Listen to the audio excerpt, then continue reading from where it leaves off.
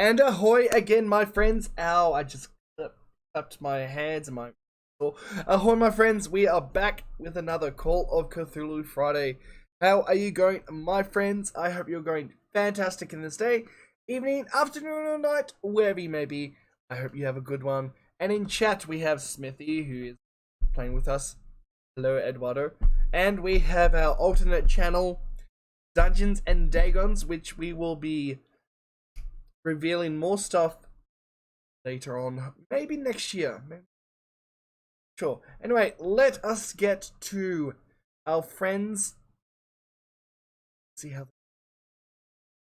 talking about. Introduce two new characters tonight. Dead and still dead. Really? Well, they're basically going to be. Welcome back. I was going to say, the first time I unmuted and everything was quiet, it was scary. And we were talking about Pokemon or anime or something. Yep. Welcome, everyone. We are live. Yes, we are live, M1. Okay. What were you going to say? I just want to ask, am I coming through as a robot? Oh, you're fine. All right, cheers. Cool, M1. Oh, All right, welcome back, everyone, to Call of Cthulhu, Shadows of Yog-Sothoth. This is episode 7, The Worm That Walks. And joining us tonight, we have a guest player. You will recognize him from our D&D streams, Remy or Remster.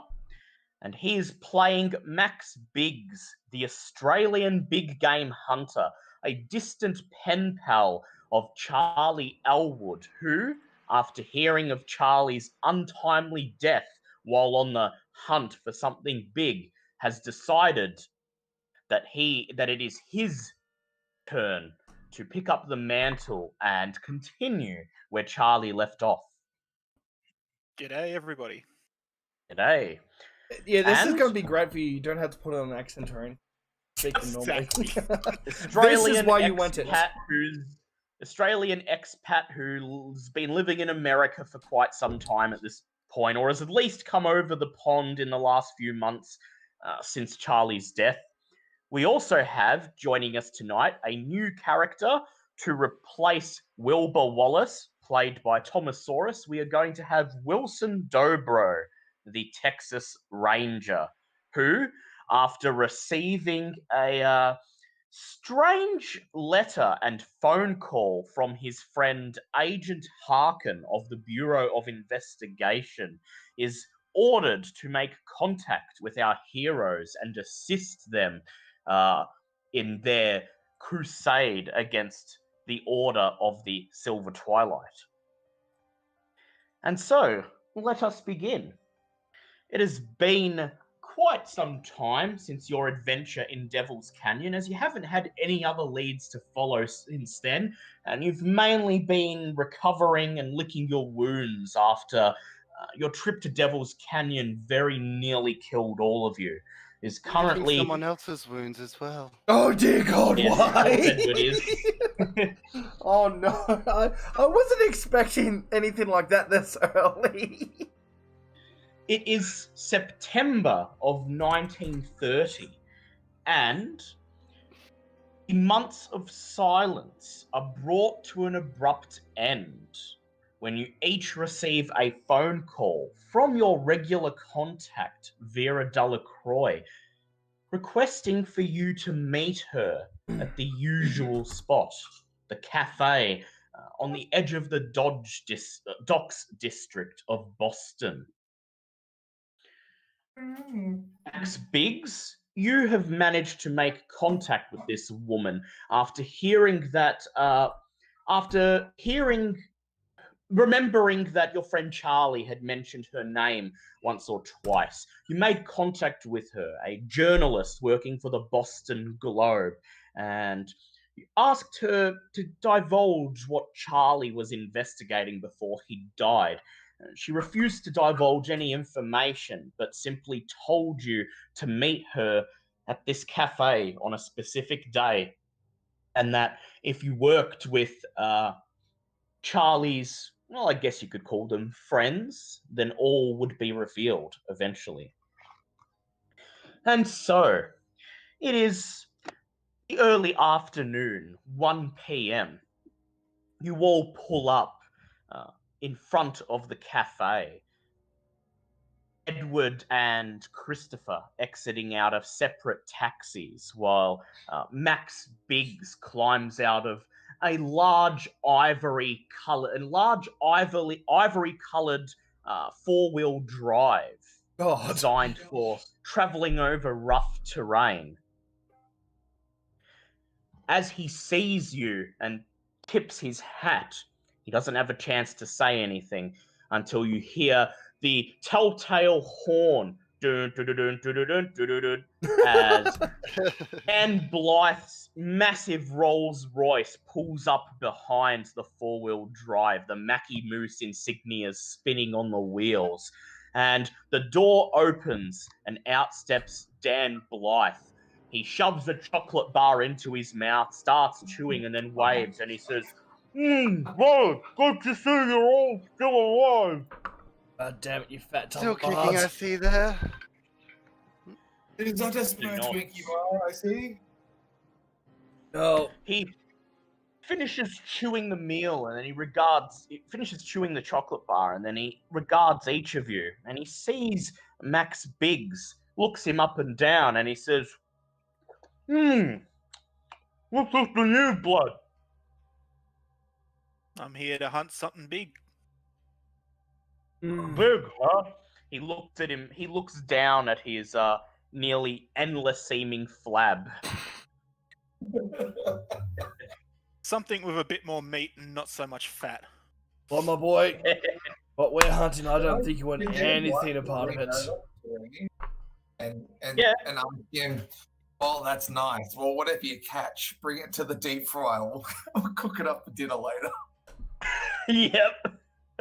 And then with that, he licks the tip of his fingers and gestures towards the door of the cafe. You enter the cafe, a familiar sight by now. You've been here several times, most of you. You say that you are here to meet Vera Delacroix, and you are directed to her usual booth, a private parlor in the back of the cafe. As you approach, she is just finishing writing down something on a notepad in front of her. It's September. The temperatures are starting to drop a little bit. So rather than her usual cocktail dress, you see her wearing a rather sophisticated white coat combined with black pantsuit pants. She looks up at you, brushes an auburn lock out of the way, and smiles. And she Dan says, Blythe's heart. "Well, looks like I finally got a lead for you." Yep, that's how Max rolls. It's just for you all to sit down. And then she grasps her handbag on the seat next to her, rifles through it, and pulls out an envelope. She opens the envelope, unfurls a piece of paper, and slides it onto the table. As you lean over to read it, she says, "Well, this wound up in my mailbox early this week. What do we got Thought here? it might be of interest to you." I'm going to bring it up in the chat because it is indeed a Oh, handout. damn, my fat body. It says, it reads, yeah. It reads, "Dear Sirs, I have read of your exploits and wish intently to see you. I have some slight occult knowledge myself, and am aware of the danger that you and your comrades may be in from the Silver Twilight. Please accept the enclosed train tickets to come and meet me immediately in Sauk Harbor, Maine. I'm a rather wealthy man, and I would be only too glad to help others perform feats to help defend the world against the monstrous evil of the Elder Ones." Wait. We're going to Maine. Please tell me at least we're not going to Derry. You're going to Sauk Harbor, Maine. Because we all know how fucked up Derry can be. No, we're not going to Derry. I swear Stephen King has a hard on for Derry. Well, he invented the town. It's not a real town. Stephen King made it up. Oh, okay. I actually didn't know that. It's like Lovecraft's Arkham. Stephen King as Derry. Would only be too glad to help others perform feats to help defend the world against the monstrous evil of the Elder Ones. I expect you shortly. Sincerely, Christopher Edwin. Vera reaches over, she lights a cigarette and takes a puff, and she says, well, he's light on the details, but he's true to his word. She reaches into her handbag and pulls out a stack of train tickets. She says, first class, nonetheless, as she hands each of you a ticket. And there's enough for little old me to be coming along, too. Well, that just makes everything even better then. She takes another puff and then she folds her arms and leans back. And she says, so, what do you make of it? I don't know what to think. Been through so much shit already, and I've come to distrust anyone who knows something, so we don't know. She purses her lips and she says, yeah, I get what you're saying. After all, we've had leads like this before, and they've led you into well, let's not dwell on past events, but the fact is, after you got back from Devil's Canyon with the Ark of Lactose, we haven't really had any more leads to follow. Well, I guess we have to do what we must to get to the bottom of this.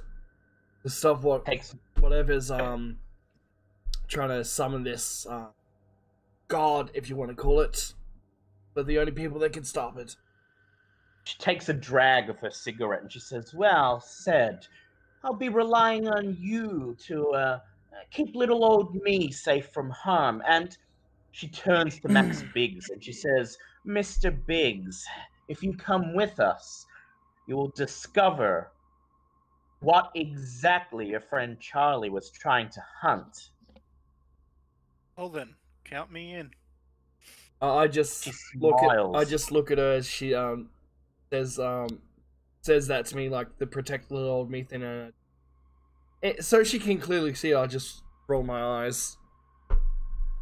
She smiles demurely at you and she says, well, Christopher, you have more muscle than an accountant. At least I'll give you that. And she purses her hands together and she says, well, now, let's do lunch. And she hands out the menu.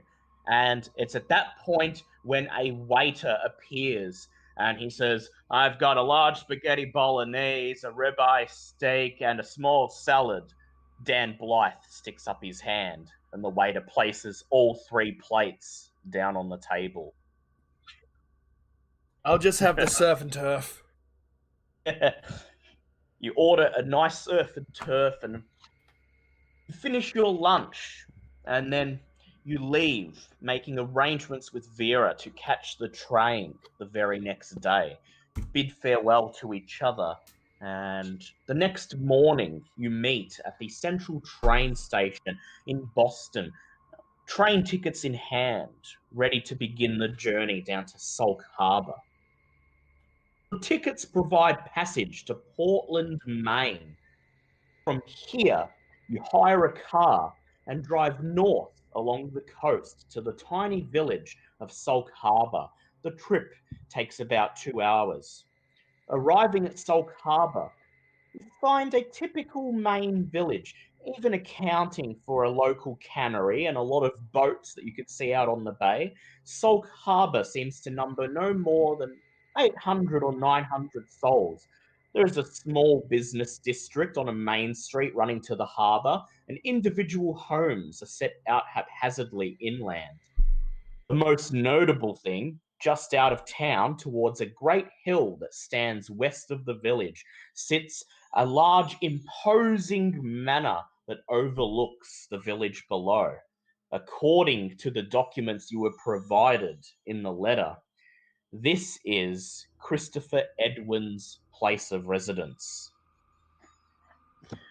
And so, drive down the main street, past the idyllic cottages that dot the outskirts of the village, and make your way up the winding road, up the hill towards Edwin's house. Park your rented car in the driveway, climb out, and begin to walk towards the imposing manor. As soon as you reach the doorstep, you were somewhat surprised to see the front door seemingly swing open of its own accord with a loud creak that echoes through the open yard. Oh, I've seen too much shit like this, and I put my hand on the hilt of my sword. Yep. Well, off we go My again. I tripod is suppose. ready. Yep, Dan Blythe puts his hand on his tripod. Got a lot of. Then, Edward hides Before behind I- the captain. yep, Edward hides behind the captain. Can I check to make sure I'm not having any heart attacks ending? You haven't had any heart. There's And nothing scary that's going to give you a heart attack yet. And Come I'll on, tell you when. scary foreboding house. And That remember, was the foreboding- one. and remember, you Yeah. have no pills. Yes, Oh, okay, and you know what? No, screw you. We're not having heart attacks, not now. you take a step forward, and then you are halted when you hear a voice coming from inside the house. Oh, I'm inside. Please, enter. You give each other a brief look, and then you climb the doorstep and step through the open doors into a lavishly decorated entrance hall with wood panel walls, a lovely vinyl floor, red carpet and tapestries red carpet along the floor and red tapestries along the walls. There are, particularly to Edward's interest, a couple of nice landscape paintings hanging along the interior of the entrance hall, presumably depicting the main countryside and coastal landscape. Well, the residents of this place certainly have some good taste on them. Indeed, they do. A door on the right hangs open, and before you have a chance to venture further into the house, Christopher Edwin wheels himself in through the side door. He's an elderly, pale man who is confined to a wheelchair. He smiles as he sees you wheeling himself in. He coughs. Please take a seat. And he says, "Oh, Vera Delacroix and entourage, I've been waiting for you. Please, come into the lounge room and have a seat. I hope your journey was a safe one." Just put my sword away. But why the hell's your door open like that? So you just asking to be robbed? As he wheels through the door on the side and you follow him into the lounge room, he chuckles and he looks over at the open front door, and then he reaches for something inside his chest pocket that you can't quite see, and he pushes his palm against it. You hear a mechanical lurch, and then the front door shuts. What the Says- hell was that? I've got a new electrical opening device. I can open or close it from within by merely flipping a switch, you see.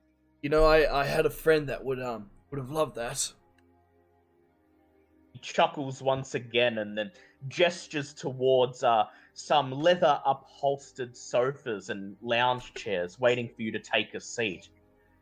Vera takes a seat in an armchair and she crosses her legs and leans back, her head against the headrest, while the rest of you make yourselves at home. Christopher, I'm not sitting down.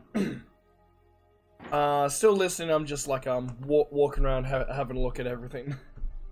Yep.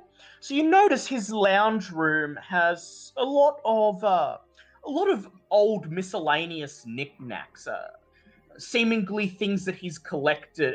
Most of them art pieces, but you notice a couple of old naval insignias and photographs of a couple of ships, and indeed a framed medal on the wall above the fireplace, indicating that Christopher Edwin was once a rear admiral. Oh, well, I see that you served in the Navy as well. He says, yes, a seaman, much like yourself. He says, I still have my boat, you know, it's down at the docks. I'd love to take her out onto the bay before I die, but with my illness, I'm afraid I just don't have the sea legs anymore. Well, He coughs once more, and the cough turns into a wheeze. It almost sounds as if he's struggling to draw breath. well, maybe once this is all over, I can take you out in the old boat and we can trade stories. He smiles. He says, I'd very much like that, Mr. Jones. But please, I think we have more pressing matters to attend to. Also, Edward doesn't sit down. He just goes around the room, systematically looking at all the artwork, All the art. and all the collectibles. You're attracted by the art. I'm looking at the metal and the pictures the of the naval boats. stuff. Max Just speaks, towards- just sits down, not Sits thinking anything down, about the place. 'Cause he's staring around. He still wants to very know what's ignorant. going on. He gestures towards the wooden coffee table in the center of the room. He says, please, open the drawer there and help yourself to some champagne. I have a bottle and some glasses there. I would offer to pour it myself, but my mobility is quite limited now. I lost the power to walk on my own several months ago. Vera leans over and she opens the drawer, and sure enough, there is a bottle of champagne about half full. She pulls out a couple of glasses and pours some champagne for each of you. Then she takes a sip, leans back, and she says, well, so you called us here for a reason. What? Come on, go ahead and spill it. What do you know about the Silver Twilight? He coughs and wheezes. He says, persistent lass, aren't you? He says, we'll get to that eventually. He points up at the roof above him. He says, there are some spare bedrooms upstairs. You've come a long way. If you want, you may head upstairs, freshen up, make yourselves at home. Supper will be at 5:30. After we've eaten, then we can talk. I'm pretty good. While the others go up, I actually want to stay and just talk to Christopher for a bit. Yep. So does anyone want to go up to upstairs and, you know, dump your stuff in the rooms, freshen up a bit? I'm just looking at everything. Anything collectible. I'm still looking around too because I can't move. Anything? Yeah, Anything I'd take my stuff collectible? up. Yep, take your stuff upstairs. Do Okay, so I first of have all, my gun with me? yeah, you've got it with you. I'll take it upstairs and I'd stay in my room and start cleaning it. Yep. So I would like, first of all, Edward to make an arts and crafts check, please. And this is in the lucky dice.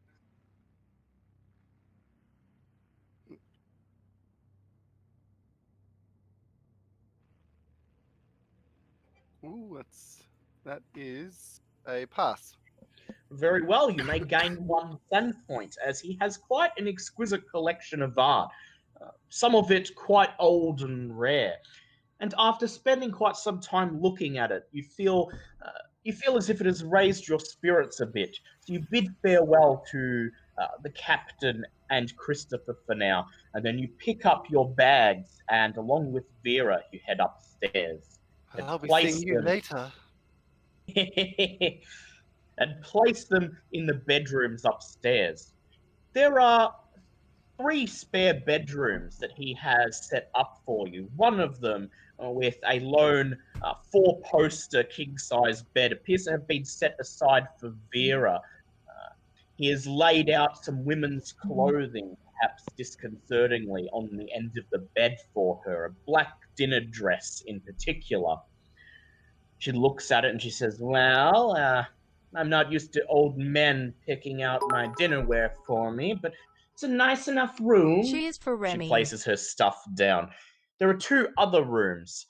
One of them, each of them has 2 single beds. They are sparsely furnished. They only have the essentials: the beds, bedside cabinet, and a trunk for your belongings. Edward, you place your you have no idea of knowing which room the captain's going to take, so you wait until Dan, Blythe, and Max have picked one, and then head into the other room, placing your belongings, your bag containing your weapons, additional supplies, and your copy of the Necronomicon into the trunk at the end of your bed. Thanks, Kitty, for cheering for Remy. Mm-hmm. Dan Blythe heads into his room and just dumps his stuff on the floor and then stretches and he says, now to head downstairs and pass the time before dinner. And as he leaves, he extracts a chocolate bar from his pocket. Max Biggs, you claim the bed opposite Dan Blythe. You place your stuff down, extract your rifle from your bags, and then you take your seat on top of the trunk and spend the next hour or so cleaning the rifle and ensuring it is in perfect working order. I would like you to make a firearms check, please.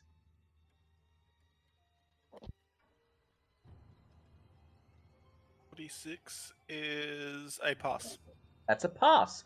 Okay, so you give the rifle a thorough cleaning, and I would like you to increase the malfunction on it to 99. Oh, nice. The malfunction on it was already 100. Ah, okay. Well, in that case, I will allow you to gain a boost on one shot that you fire with it at your choice. Very nice. Okay, I'll have to write that down. After I finish cleaning it, I put it in the bed next to where I'll lay down and hide it with the blankets. You pull the covers away and place your rifle underneath and then pull up the blankets. It's now about 5:30 and you all make your way into the dining room, just off the lounge room, where a veritable feast is awaiting you, laid out on top of a black, Cheers for Liam, a too, black I guess. oak dining table that takes up nearly the whole room, big enough to seat at least 10 people. Though looking around and considering the condition that Christopher is in, you don't suspect that he would be able to entertain such a number today. A severe-faced middle-aged woman is just finishing off dishing out the food as you enter. She places a plate containing a roast bird on the center of the table. Christopher coughs and he looks at her and he says, "That'll be all. Thank you, Molly." She nods. Says, "Now, I'm on vacation for the next 2 days. Just reminding you." He says, "Yes, Molly, I'm sure our guests will be able to fend for themselves in that time. Thank you, thank you." The woman leaves the room. Christopher wheels himself up to the head of the table, begins Who's opening a dishing. pack of chips? Out of curiosity, sorry, I need to check. Wait, what? Who's opening a pack of chips? I can hear it from a mile away. Oh no, sorry, I was opening a pack of 12 bites. It's Liam. It's my snacks. Christopher wheels himself to the head of the table and then he gestures for you all to take a seat. You take seats and you begin to partake in the meal. The cooking is exquisite and you all eat your fill. In fact, Dan Blythe, you go back for seconds and thirds, clearing one of the silver platters single-handedly. As you eat, I would like everyone to please make a spot hidden check. Oh, that's wrong dice.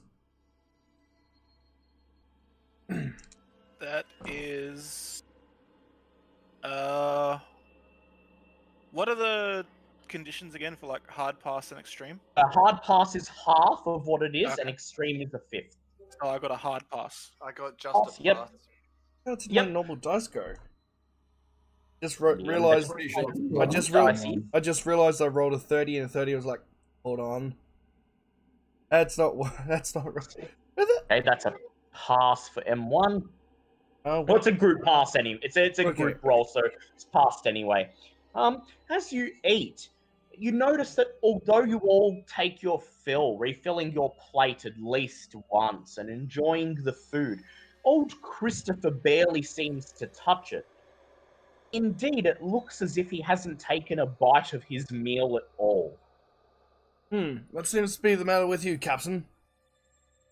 He looks over at you and then he looks down at his food and he prods a chicken drumstick with the tip of his finger and he says, I'm sorry, my appetite's been very poor ever since the illness took over.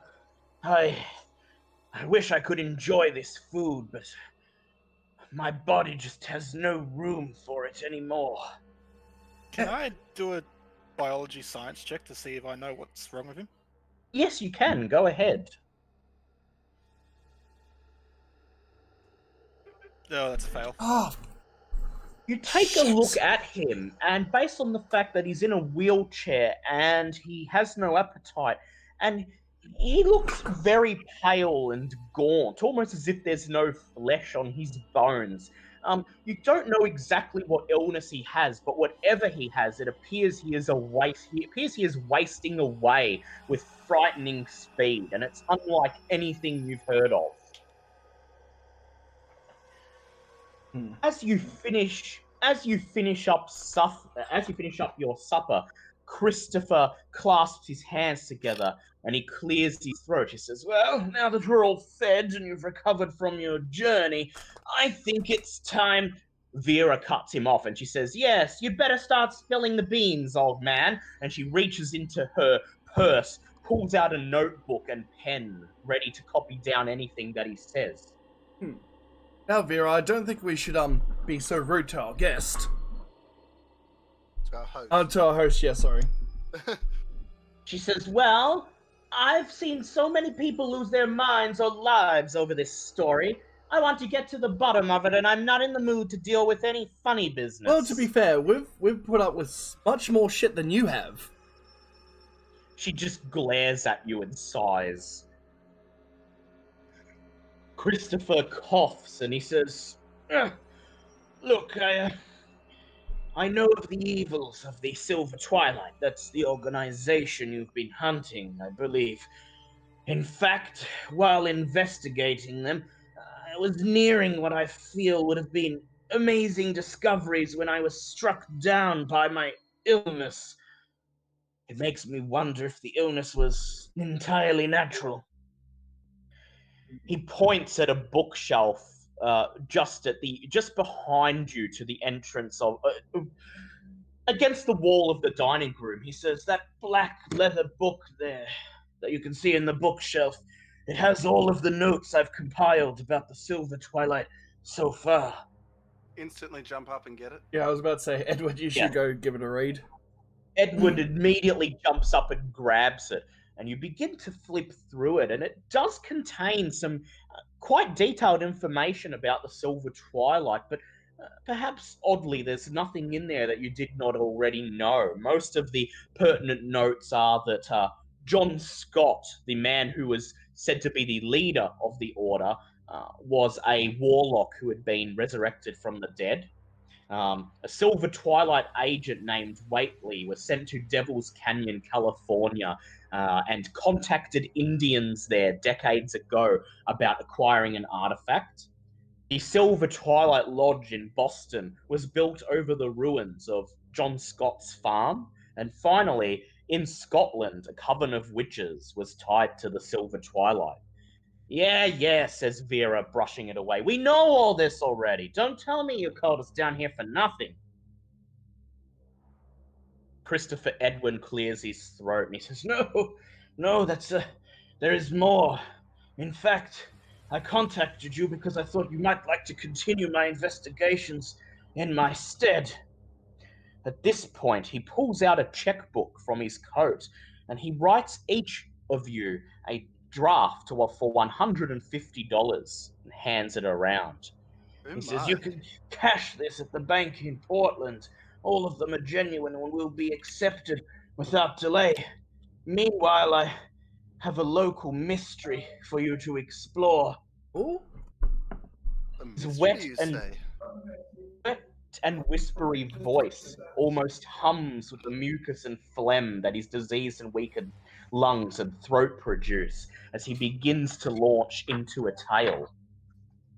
right. Yes. Before he does that, I'd like to pass him my flask and so take a sip of this, Captain. I'm sure you'll feel a bit better. You hand him the flask, and he unscrews it and raises it to his lips. But make a hard spot hidden check, please. Oh.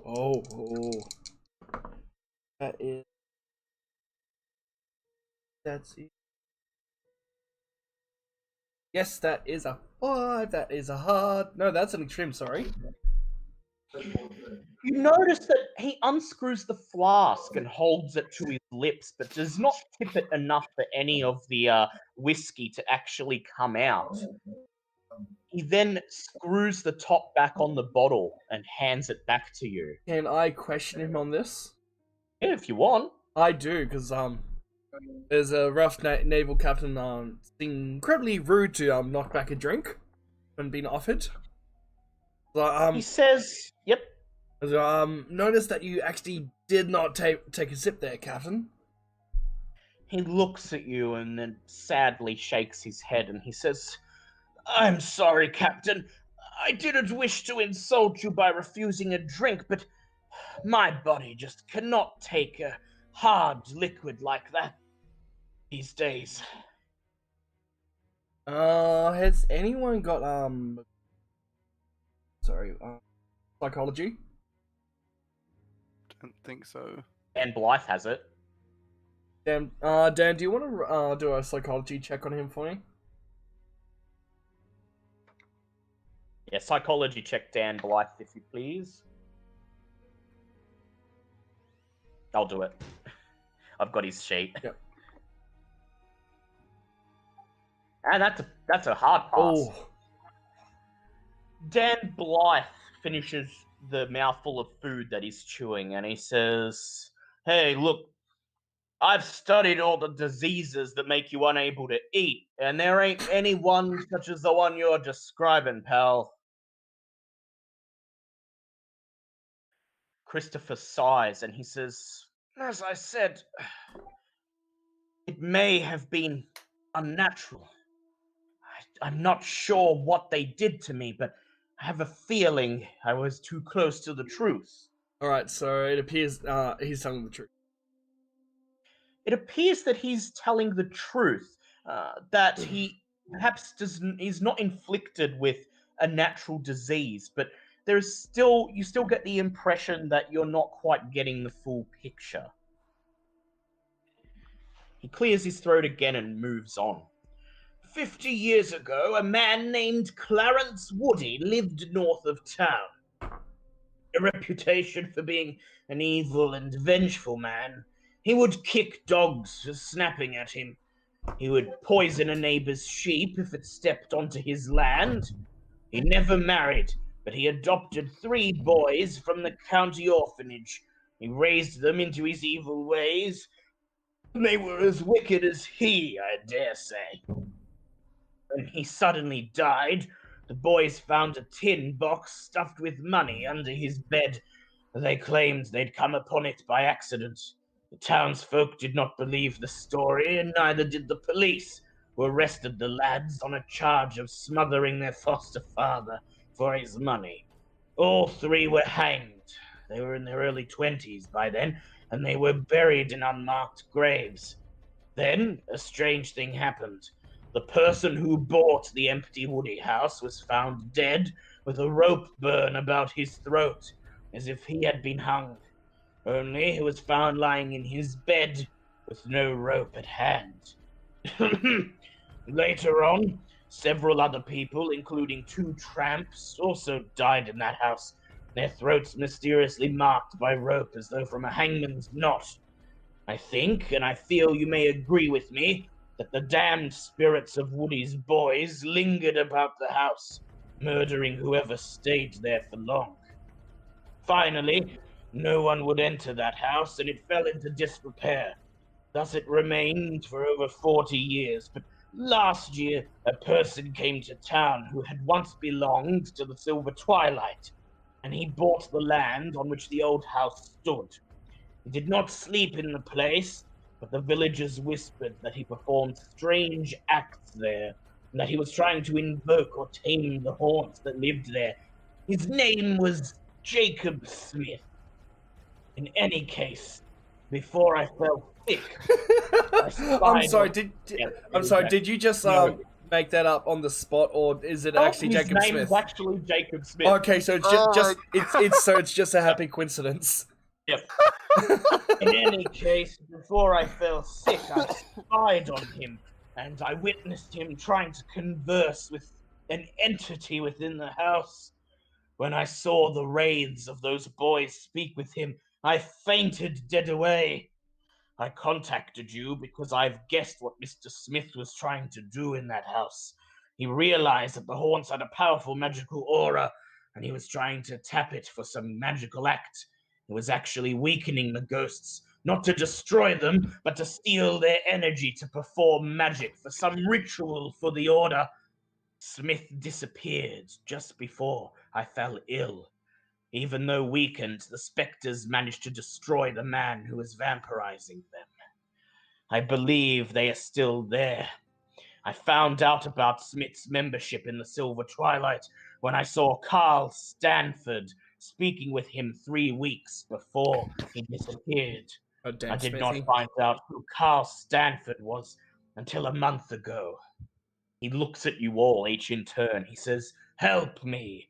I am wealthy, and I wish my last acts to be good ones. Perhaps I can be instrumental in destroying the Silver Twilight, and thus saving the world from the evil that will surely descend upon it if they triumph. Please, investigate the Woody House. Locate what Jacob Smith tried to conduct there, and destroy it if you can." Do what we can. Although, just a bit wary. This isn't the first time we've dealt with you call it haunted house.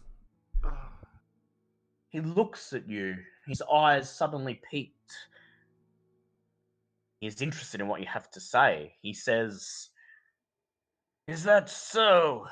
Well, the reputation of the Woody House is quite a horrible one, and I assure you that what you find there will probably be nothing like what you have encountered before."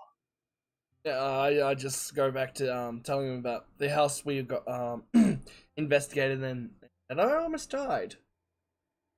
Yes, you tell him first of all about Cornflake's mansion many, many months ago, the horrible plant monster, and more recently, your trip to Scotland, where you dispelled a ghost from a haunted house. He clears his throat and he says, "Well, if anyone can succeed, you will. But don't walk into it unprepared." He says, "Spend tonight trying your best to spend tonight resting up, and then tomorrow go to the Woody House only if you feel you are ready." Yes, of course. Just change the subject. So I was like, since we're spending the night here, I would very much like to look at your ship, actually, if it's still around. He says, "Yes." There's one naval Oh, officer yeah. to another. He says, "Yes, she's down at the harbour. A fair lady, I call her. Been meaning to sail her for some time. I'll tell you what. If you return from the Woody House tomorrow and everything has gone well, perhaps we shall head out onto the bay and spend the day at sea." Ah, that sounds like a mighty fine time. Don't says mind I if I would- do. He says, "I would very much appreciate it." He then coughs, wheezes, and begins to wheel himself away from the dining room table, even though the clock behind him is barely registering 7 p.m. He gives a great show of yawning and he says, I'm afraid I suffer from exhaustion very early into the evening with this illness. I must retire to my bedchambers. But I will be up early tomorrow, and I'll early enough to wish you best of luck before you head to the Woody House. Good night, guests and friends. See you in the He morning, says. Captain. Wheels himself out of the room. Well, that was interesting, says Vera as she finishes scribbling on her notepad. A haunted house. Well, you know what? I think I'll be leaving that to you guys. I think I'll be spending the rest of the day down here tomorrow, trying to see what else I can squeeze out of the old man. Just be careful with him, okay? He's been through a lot. He says, of course. I'm just like at the moment talking out of pure like respect for someone who's been in the for him Navy as as a well. sea captain. Yeah. She looks at you and she winks and she says, of course. Like, he might not, he doesn't even have to know that I'm asking questions. And then she reaches for her hair and pulls out a bobby pin. I'm just gonna leave that one alone. Lovely. So, you have several options here. You may retire for an early night and rest up. You may head to the Woody House now. Or you may conduct any other investigations that you may think of. I want to have a look at the boat. Bits Well, the were boat's missing. down at the harbour, which is a drive back into town. Oh, but okay, you feel yep, free yep. to do that if you like. You can have a look at it tomorrow on your way to the Woody House, because the harbour's probably going to be closed at this time. Okay, yeah, fair enough. I want to take a better look at the bookshelf. Sure. See if there's I would- anything extra. I would like you to make a library use check, please, Edward.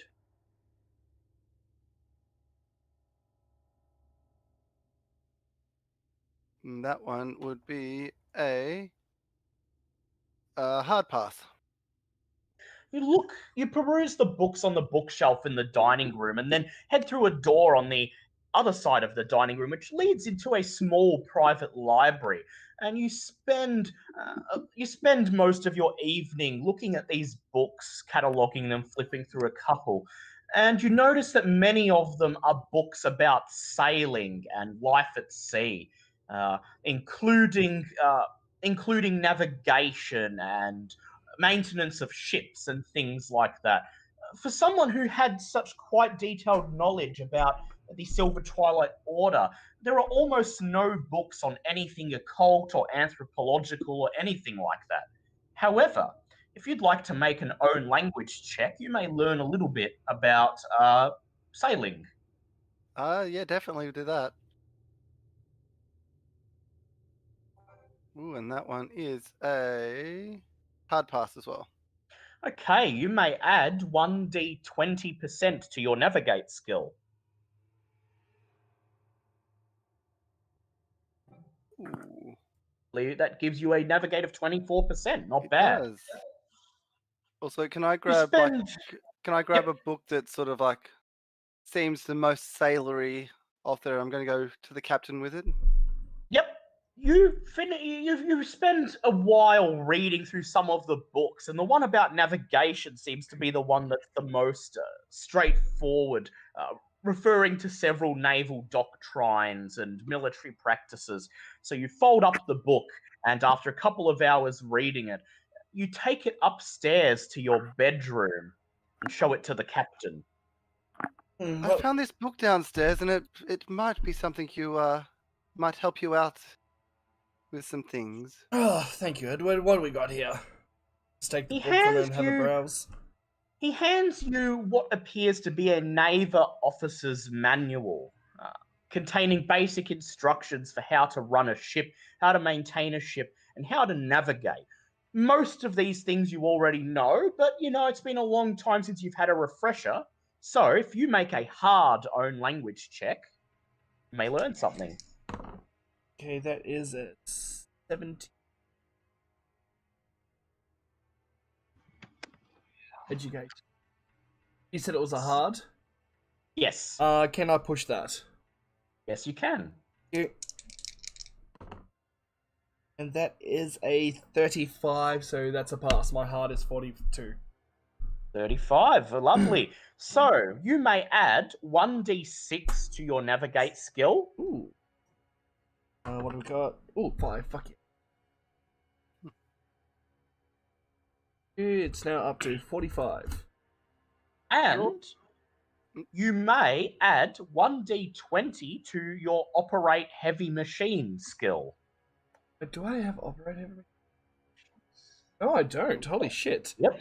So you reading the technical part of the manual that you didn't really bother with back in your naval days. This is the first time the using Call of Cthulhu D20. Yep. Okay, come on, we want big. That's a 1. Okay, so yep. And and now as you sit there reading the book and trying to make sense of the technical part of the manual that describes exactly how the inner workings of a steamship function, you remember why you never liked this part of the book. All right, because operate heavy machine is already 1%. Would I change it to 2? Yes, 2% now. Okay. I can't fucking believe it. God damn it. And then after that, you both retire to bed. Max Biggs, is there anything you wish to do before retiring? I just immediately go to bed and lay down, but instead of sleeping, I just listen. Yep. We'll get to that in a moment. Yep.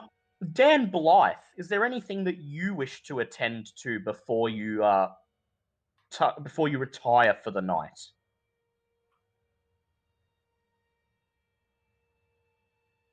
Okay, so Dan Blythe gorges himself on chocolate bars, and then he climbs into bed, and you can hear the mattress, you can hear the wooden bed frame groaning under his weight, and then he begins to snore immediately. Oh, great! So I'm not going to hear a damn thing. I would like Max to please try to make a hard listen check. My hard listen check is 20, but that's 22. Would you like to spend 2 luck points to bring it down to 20? Yes. Okay, so you passed. My luck goes down to 48, then it was at 50. Is that correct? You lay your hand... Yep, that's correct. You lay your hand on your rifle and you just listen, trying to hear anything through Dan Blythe's raucous snoring. And then, at just before midnight, you hear a strange sound coming from the... yes, you're back. Dan Blythe, everyone's gone to sleep, so we'll be heading to the haunted house momentarily. You hear a sound coming from down the hall, the direction of the master bedroom. It simply sounds like... You can't quite make it out. It's a strange squishing sound, like someone crushing or crunching raw flesh, occasionally interspersed with what sounds like an old man's groans of pain and exertion. I don't know if I want to investigate that or not. You can put it out of your mind and try to go back to sleep. No, I'd like to try and get a little bit closer so that I can possibly hear it better than I can hear the snoring happening 5 feet away from me. All right, so you'll have to crawl, you'll have to make your way out into the hallway a little bit, get closer to the master bedroom. So I'd like you to make a stealth check, please. That is a pass. Slowly climb out from under the covers and creep to the bedroom door. You open it and creep out into the unlit hallway, moving a couple of steps down it towards the master bedroom. You can hear a bit better now. You hear a couple more seconds of this strange squelching noise. And then you hear what sounds like somebody playing with a glass bottle, a glass tinkling, and then the sound of liquid being poured into some kind of receptacle. Then you hear the sound of someone gulping, drinking something. And then after they finish, the squelching continues. But it ends after only a couple of seconds. These sounds all appear to be coming from Christopher Edwards' bedroom.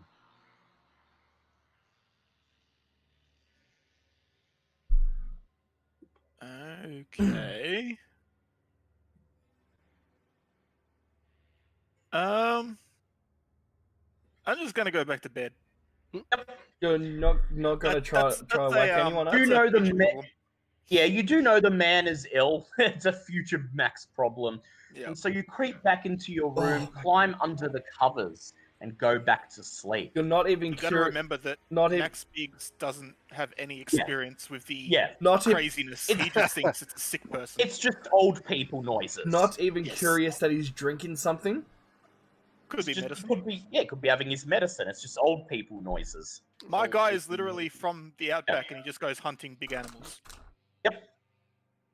You awaken the next morning at about 8:30 a.m. as the bright sunlight filters in through the window, but the sunlight in Maine seems dull, muted slightly, more grey than yellow, and you make your way separately down to the dining room where makeshift breakfast has been put together. You wonder who cooked it, as his servant was released last night. And then, as you sit down and start helping yourself to pieces of toast and eggs, the door to the dining room opens, and out steps Vera wearing a white apron and clutching in her hand a bowl of a bowl of fried sausages. Oh, that's the last thing. And Blythe, your eyes are immediately. She says, "Well, I used to be quite the lifestyle columnist. I picked up some rather nice recipes that'll do in a pinch," she says as she places the dish down on the table. Make the most of your meal. Vera's cooking isn't bad. And then you discuss your plans for the day. Vera reaffirms that she's going to remain behind while you investigate the Woody house. She's going to perhaps ask the old man some questions, maybe have a look around the house. As she goes about her plans, you notice that the old man is not at the breakfast table. Has anyone checked on the captain this morning? Vera says, "Well, I thought I should check in on him, and I looked in the master bedroom, and, well, he wasn't in there. Bed was all made. And so I thought maybe he had something to attend to. Thought I'd make myself useful. Came down here, started cooking breakfast." At this, Max perks up and goes, "But it was in his room last night at midnight. So who made his bed this morning?" Vera looks over at you and she raises her eyebrows as she says, "Well, how can you be sure he was in his room?" The snoring of this tub of lard. I heard some squelching, so I walked down the hallway a little bit, and I heard him, I assume was taking some medicine, so I just thought, oh, fuck it, and went back to bed. She strokes her chin and she says, "Interesting. Well, he must be an early riser in either case, afflicted as he is." She says, "But still, you'd think making a bed would be quite the task for someone as frail as he." Yeah, this isn't sitting right with me. I excuse myself and start going up to his. Oh, all right. I'll be back in a few minutes. My friend's here, just picking up stuff.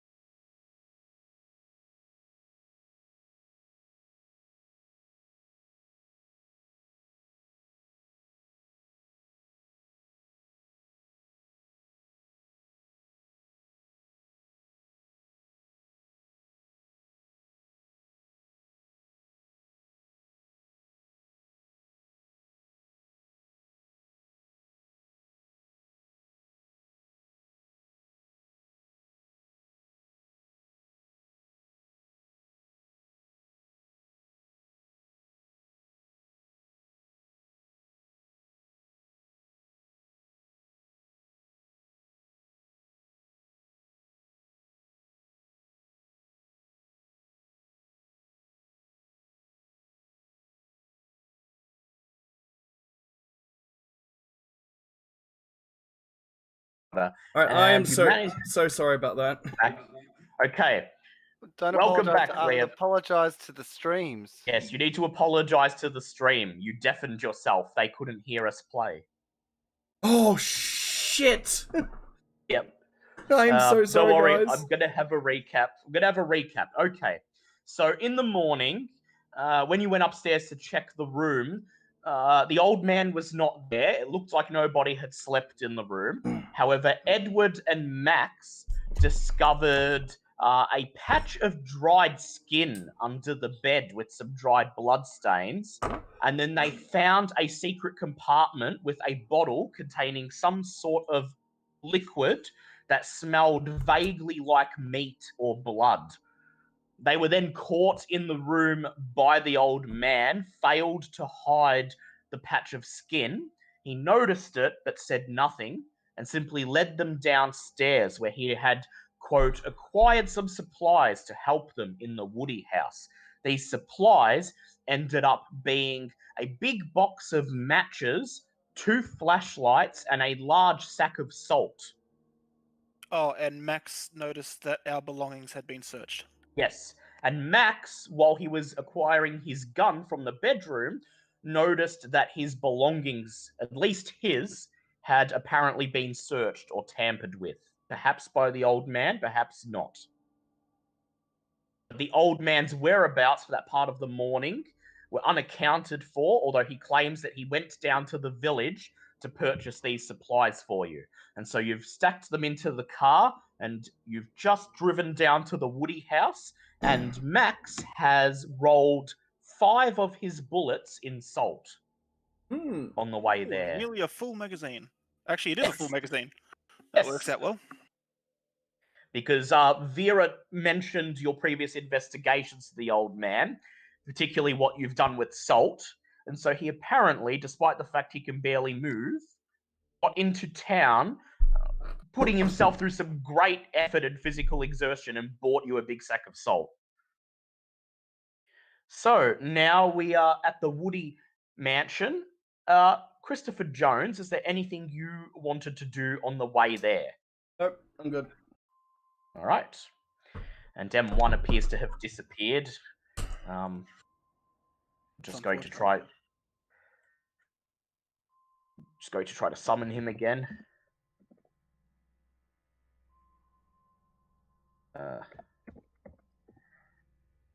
Normally I would be angry that Tom didn't join us, but his girlfriend's been having some health related things, so it must have been an emergency, so I'm not too fussed. You have arrived at the Woody Mansion's property. You park the car. Oh, I keep saying mansion. It's a mansion. It's a cabin in the woods. You park your car at the start of a forest trail and make your way into the woods. After walking for about 20 minutes through increasingly thick undergrowth and trees, you find yourself emerging in a clearing containing a small wooden log cabin with a corrugated iron roof covered in rust and creepers as if it's been uninhabited and abandoned for decades. Just like home. The yard, as it were, out the front in the clearing is completely ill-maintained. Hugely grass that's at least a meter tall fills most of it, complete with gnarled trees and bushes and other plant growth that's almost swallowed up the premises. It reminds me, I should send a letter back home to get my lawn mowed. Yes. And so, you may approach the house. How would you like to do this? Carefully. I unsling my gun and leave it up to the experts to lead the way. All right. So you're going to travel single file, or you don't have to, but is there going to be one person in particular who's going to be leading the way, or are you kind of just going to all stick together making progress at the same rate? I will stick with the captain as he seems to know what he's doing. Yes, but I will always be behind him. Captain's always a good one to hang around. captain always knows. Alright, so we're at the house and we're all standing in front of the front door. Well, you're at the edge of a clearing, about to cross through a patch of overgrown long grass and gnarled bushes and trees to get to the house. Alright, take out the saber and use it sort of as a scythe and clear away some of the brushes Just and before he whatnot. does that, can I actually do a spot hidden to make sure he doesn't step on anything? You can. So the captain pulls out his saber and uses it much like a jungle explorer with a machete, hacking away vines and grass and branches that impede your progress. Meanwhile, I would like Max to do a spot hidden check and try to aim for a hard, please. Yep, that's definitely a hard. You're making sure that he's not stepping on anything, and about halfway across the clearing as the captain, Edward, and Dan Blythe make their way through the thick grass, you catch something out of the corner of your eye, a flicker of movement to your left. You turn to face it, and for a brief moment, you see a shadow moving in the grass slowly, vaguely in your direction. But, having heard you move, it stops. You lean in and squint, and you can almost make out the shape of a man lying prone in the grass, crawling on his belly, military style, Towards us or away? towards the group. Can I just bring my rifle to bear, but I call out to the captain and tell him that I see someone? I guess? Yes. Yes. Yep. So you draw your rifle, not training it on anything in particular, just having it ready. Do you loudly call out to the captain, or do you just like nudge and point and say there's something? Nudge him and just, not under my breath, but just loud enough that he can hear. Okay. I Captain whip alerted. out the night vision goggles. Whip out the night vision goggles and turn the heat mode on, and you look at the location that Max pointed, and sure enough, there is a heat signature, a human silhouette crawling commando style towards you. He's still about maybe 10 meters away. Right, everyone just get your weapons up. Right, whoever's there, stand up now! You're well within rifle range, mate. The rustling you can hear in the grass stops, and there is silence for a moment. Then, I would like you all to make listen checks, please. That is a 20, that's a normal pass for me. 20, normal pass. Okay, how did Edward go with his? I'll do Dan Blythe's. That's a pass from Dan Blythe, so either way it's a group pass. It's a group It's okay, pass? Okay, cool. Group pass. There is was silence for a moment as you watch the patch of grass where the man is hiding. Then, you hear a metallic creak, as if somebody's weight is pressing down on iron. Do you turn to face the house? Well, I keep my gun trained on the guy and let the others. yeah, me and what's your name? Me and Max stay trained on the guy on the grass. Get the others look at the house. Okay. Edward and Dan Blythe. You turn away towards the house, and there you see on the roof, peeking out from behind a brick chimney, an incredibly gaunt, almost wild-looking man. His face completely buried in an overgrown beard. As he pokes out from behind the chimney, he raises a revolver in your direction and fires. Oh Edward, my. Okay, dodge check, Dale, please. hold on. We are being raided by Papa. Welcome, Papa Agron and Raiders. Alright, before you continue, Angel K, Andrew, Path of the Heart Piece, Wolf, Bad Wolf, and Land645, Travis, Stacy, and Papa Agron, welcome to the stream, and thank you so much for the amazing raid. Welcome to Call of Welcome in, Cthulhu. everybody. Welcome. Welcome to Call of Cthulhu Fridays. Thank you so very much. I'm your host, Sabaton Liam. This is Sabaton Liam's house. Welcome, and thank you so much Lovely. again. Welcome. Okay, back to the story. Okay, Edward, make a dodge check, please. A dodge check.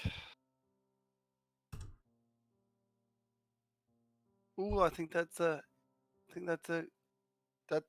pass. Bang! The man fires his revolver at you. You hit the dirt, throwing yourself behind the trunk of a gnarled tree. The man laughs maniacally. Get him, boys!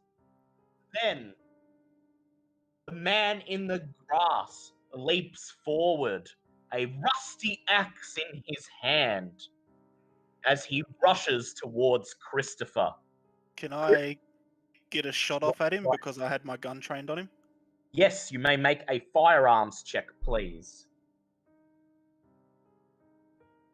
That is a extreme pass. Oh, yeah. Okay. He still has a chance to dodge it, but he's not going to. You may roll your damage and double it, please. Okay.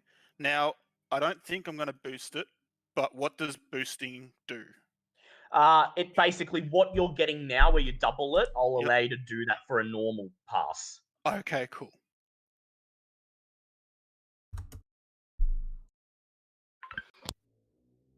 That's 12. 12, lovely. He Oh, rushes... sorry. No, double it. That's 24. He Oh, damn. rushes towards Christopher, his axe raised, and as he raises his arm, you fire off a round. Bang!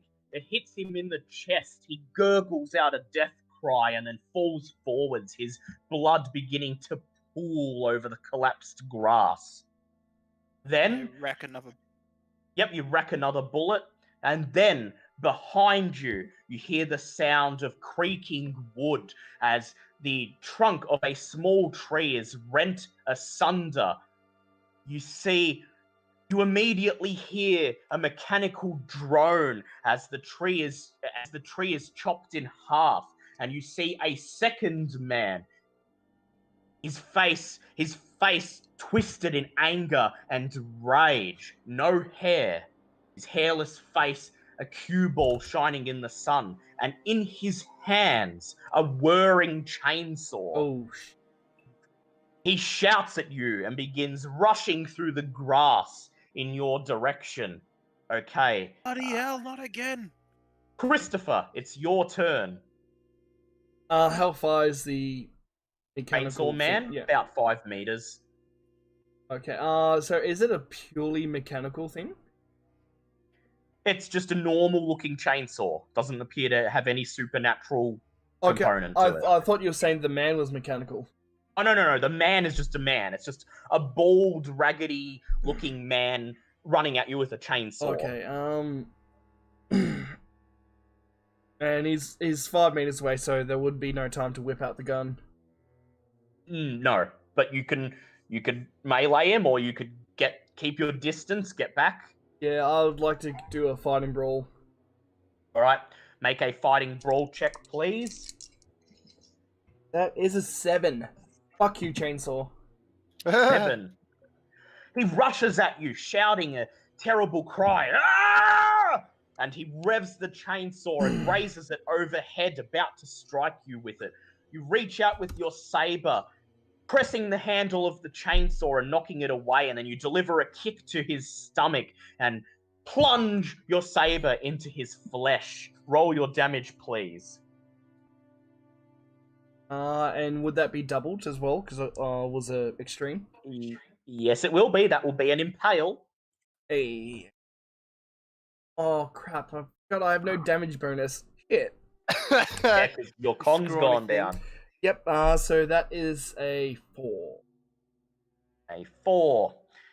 Okay, so that is 8 damage. You stick your sword into his gut. He looks at you and then he barks in some sort of feral animal language, and he physically pulls himself off the edge of your blade.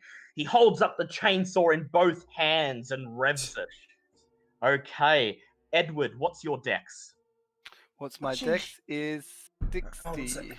60, so you get to go before Dan Blythe. What would you like to do? How close is the guy up on the roof? It's He's about 10 to 15 meters away. You can hit him from here, but he's hiding behind a chimney, so you'll be making the shot with disadvantage. right.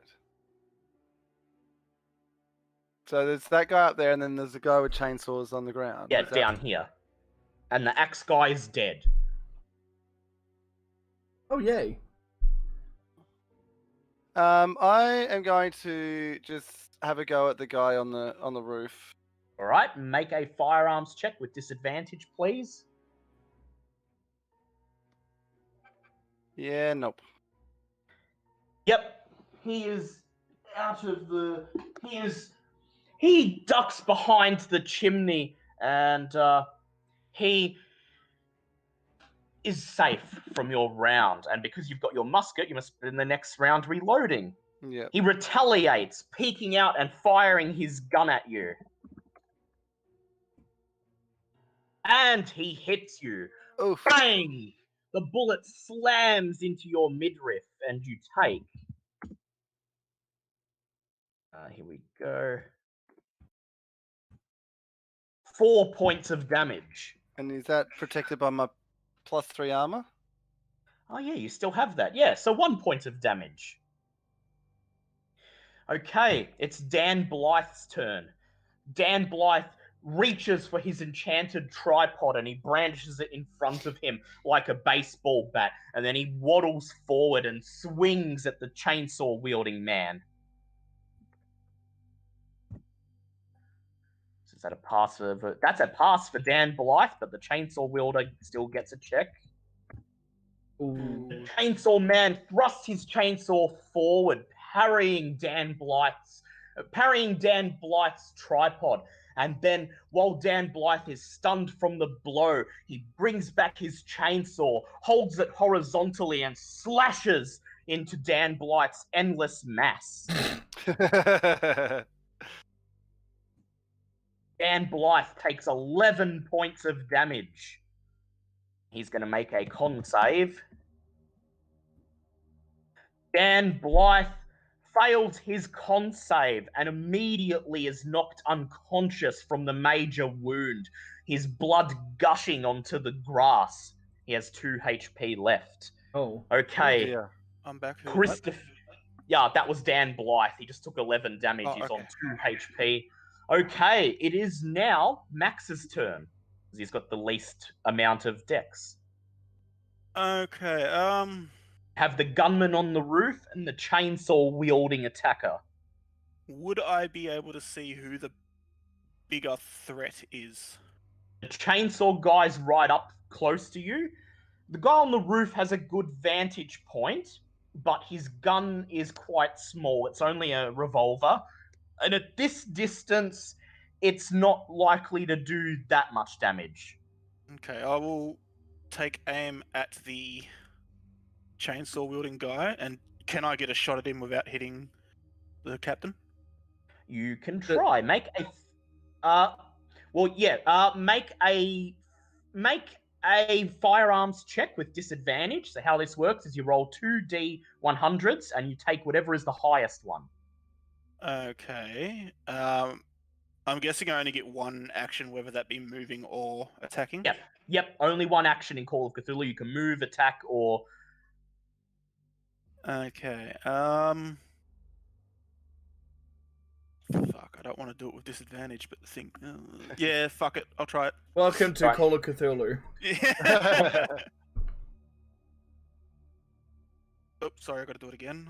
I forgot. And then the second one, so we will see. Ooh. So 44. So you're getting a pass either way. Yep. Yeah, you're getting a pass. All right, roll your damage, please. Okay, so... would this chainsaw guy, would I be able to tell if he has more health than most people? Nope.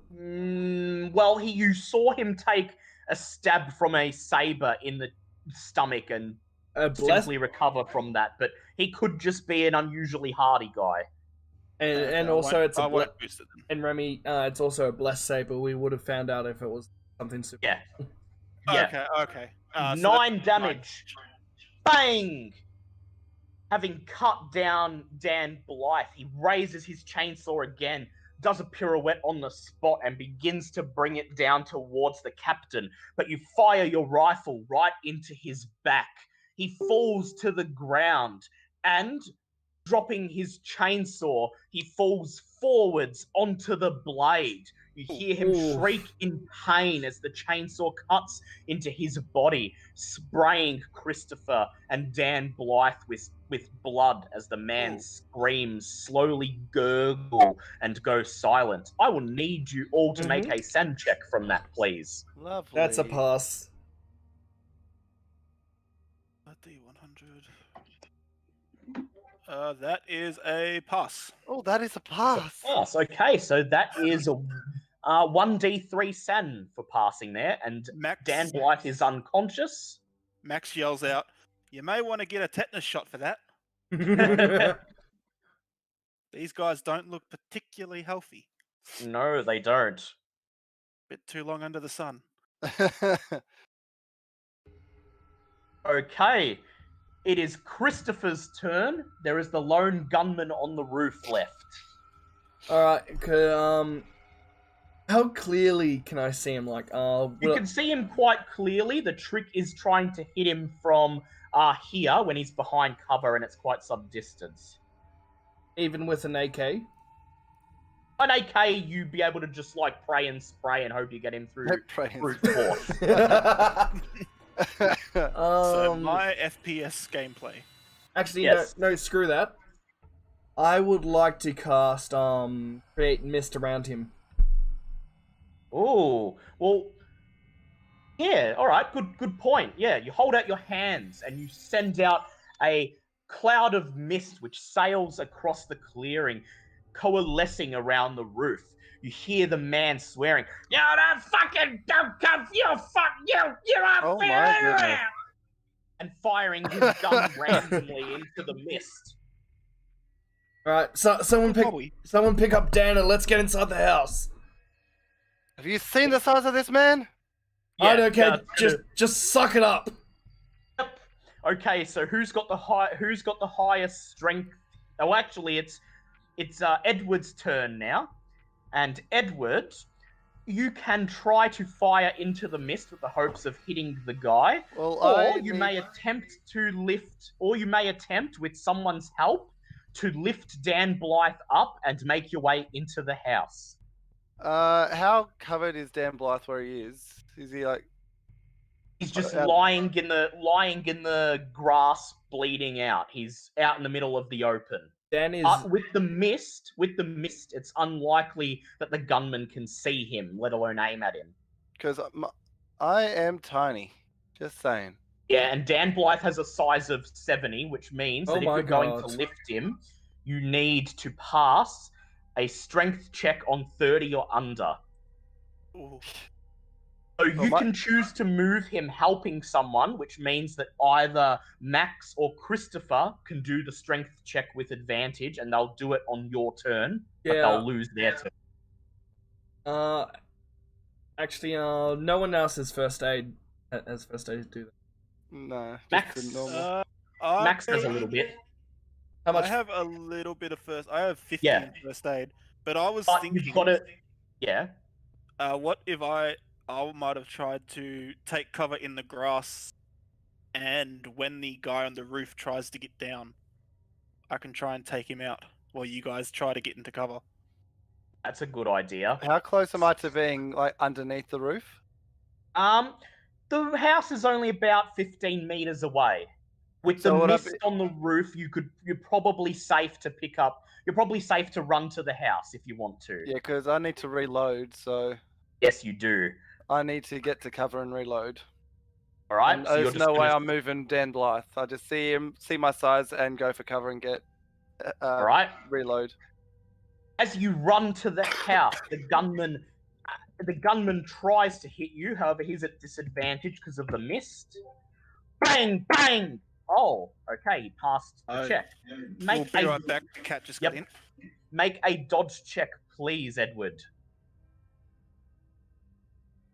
Oof, no. Okay. You sprint towards the house. The man swearing and shouting, ranting at you as he fires his gun, and one of the bullets hits you in the leg. You take 2 points of damage as you crawl to the front wall of the house and press your back up against it, reloading your gun. Christopher, it is now Max's turn. What would you like to do, Max? Okay, Train your gun, wait for the guy to come down? Yeah. Did the others just take... Well, Edward's just run off to the house so he can reload his weapon. Captain is still here. Dan Blythe is still unconscious in the grass. Okay, I will, take cover in the grass and just basically take Overwatch position. Train my gun roughly around the mist, waiting for the man to make an appearance. All right. The man raises his gun and he decides to fire at the captain. However, he misses by at least a country mile and swears as his bullet slams uselessly into the grass. Christopher, it's your turn. I guess I'll try to stabilize the fatty fat. All right. So you rush up to the fatty fat, make a first aid check. That is a 6. So that's an extreme 6. pass. Okay. So Dan Blight's major wound is healed, and he regains 1 HP, bringing him back to 3 HP. Ouch. Okay. You hear shouting and rambling from the roof, and then you watch as the disheveled man jumps out of the cloud of mist, leaping off the roof of the cabin, brandishing his gun in one hand and running towards the overgrown clearing. Okay, here we go. Max, you may take a firearms shot with advantage here, which means you roll twice, take the lowest. Through the gates of Oh my god! as we make our way to heaven. What? Land 645. Thank you so much for the follow and scaring the utter shit out of me. So 58. So that's a pass. Yep. Now he's going to attempt a dodge check to see if he can avoid it. However, he cannot. You've hit him. Roll your damage. Okay.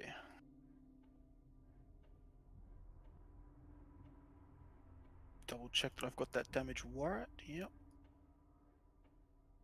12 damage. Boom! You fire at him as he runs towards the field, your bullet piercing his forehead. Oh shit. His skull, the top part of it cracking like an egg. He slumps over, wordlessly, immediately dead. You appear to be safe for the moment. Can I do a spot hidden then? Just to... Yes, go ahead, make a spot hidden check. That is a hard pass. Look around and you can't see anyone else lying in ambush in the grass or anywhere outside the house.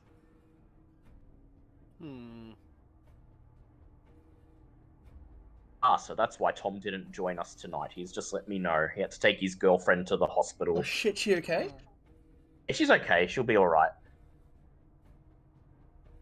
But, yes. So are you going to approach the house? Edward is already there. Well, I've just wasted 3 of my 5 salted bullets. Yes, if we have time, Max would like to... Oh no, we had to trek into the house, didn't we? Yeah, you've left the salt. Make a luck check, please. Actually. Okay. That is definitely a fail.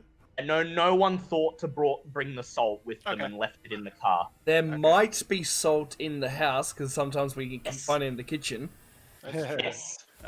I then reload my ammo, but I place my 2 salted bullets in a pocket on my shirt for easy access. Yes. Just for later, yes. At this Then, time, I presumed I already took off the night vision goggles, since I no longer. yes, you've taken them off because you don't want to waste the battery. Yep. Okay, for future Silver's references. not around to fix it. Yeah, for future references, we'll just say when I'm not using. Yeah. I'll only consider that you're wearing them when you're actually doing a check involving them. All right. So I guess picking up Blythe and taking him to the house.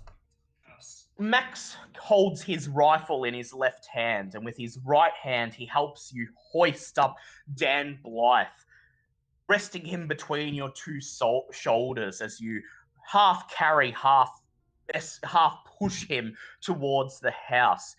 You press through the grass, and he lets out a great snore and mumbles, there's 3 chocolate bars in the same wrapper.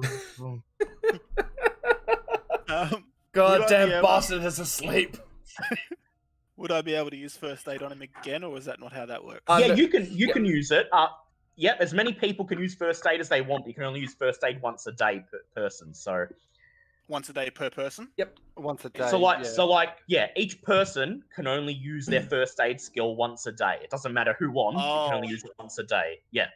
I might leave mine then for a little bit longer. Just for an emergency. You reach the front of the house, and then Edward grasps the rotting, creeper-covered front door of the cabin and opens it with a rumble and a creak, and gestures to let you inside the darkened house. You enter into a small, box-like, claustrophobic room, just barely lit by the ambient sunlight from outside. This room is completely featureless, except for 4 other doors, one on each, one to your left, one to your right, and 2 in front of you that lead to other rooms of the house. And they're all shut. They're all shut. You hoist Dan Blythe across the threshold, and then prop him up against the collapsing wooden wall. As you plop him down, he snorts and he says, "Oh, well, yes, the director does appreciate a gift platter."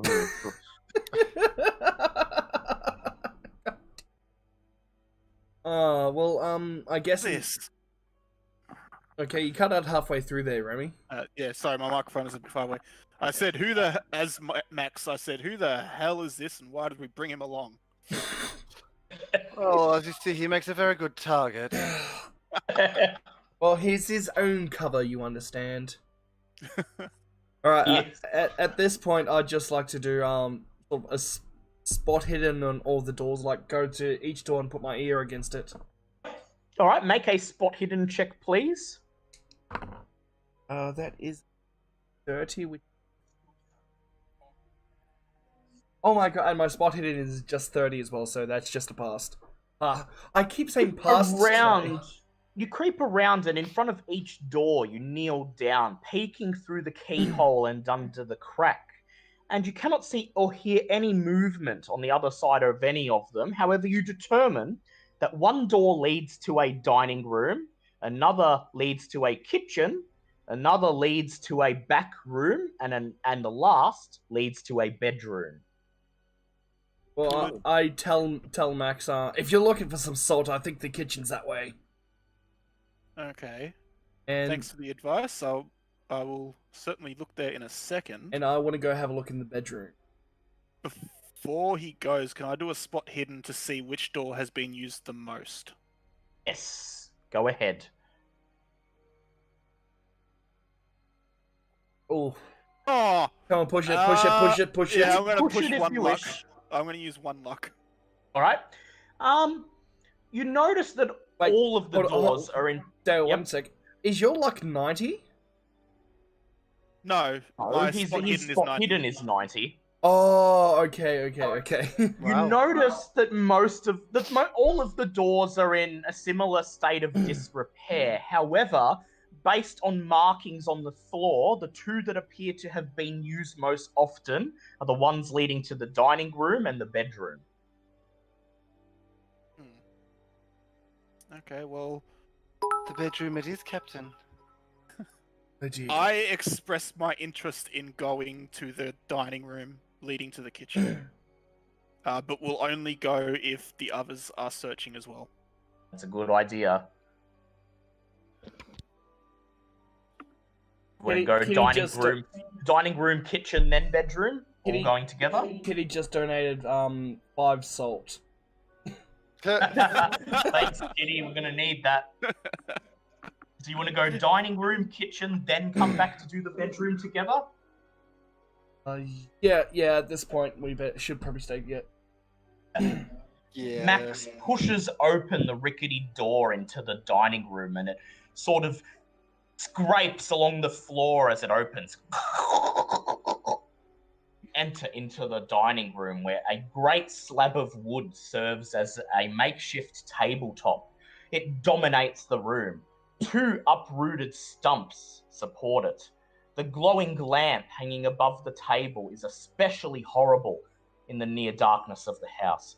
It is obviously formed from the stretched globular skin of a human head. Oh my the eye God. sockets, nose, and mouth still visible.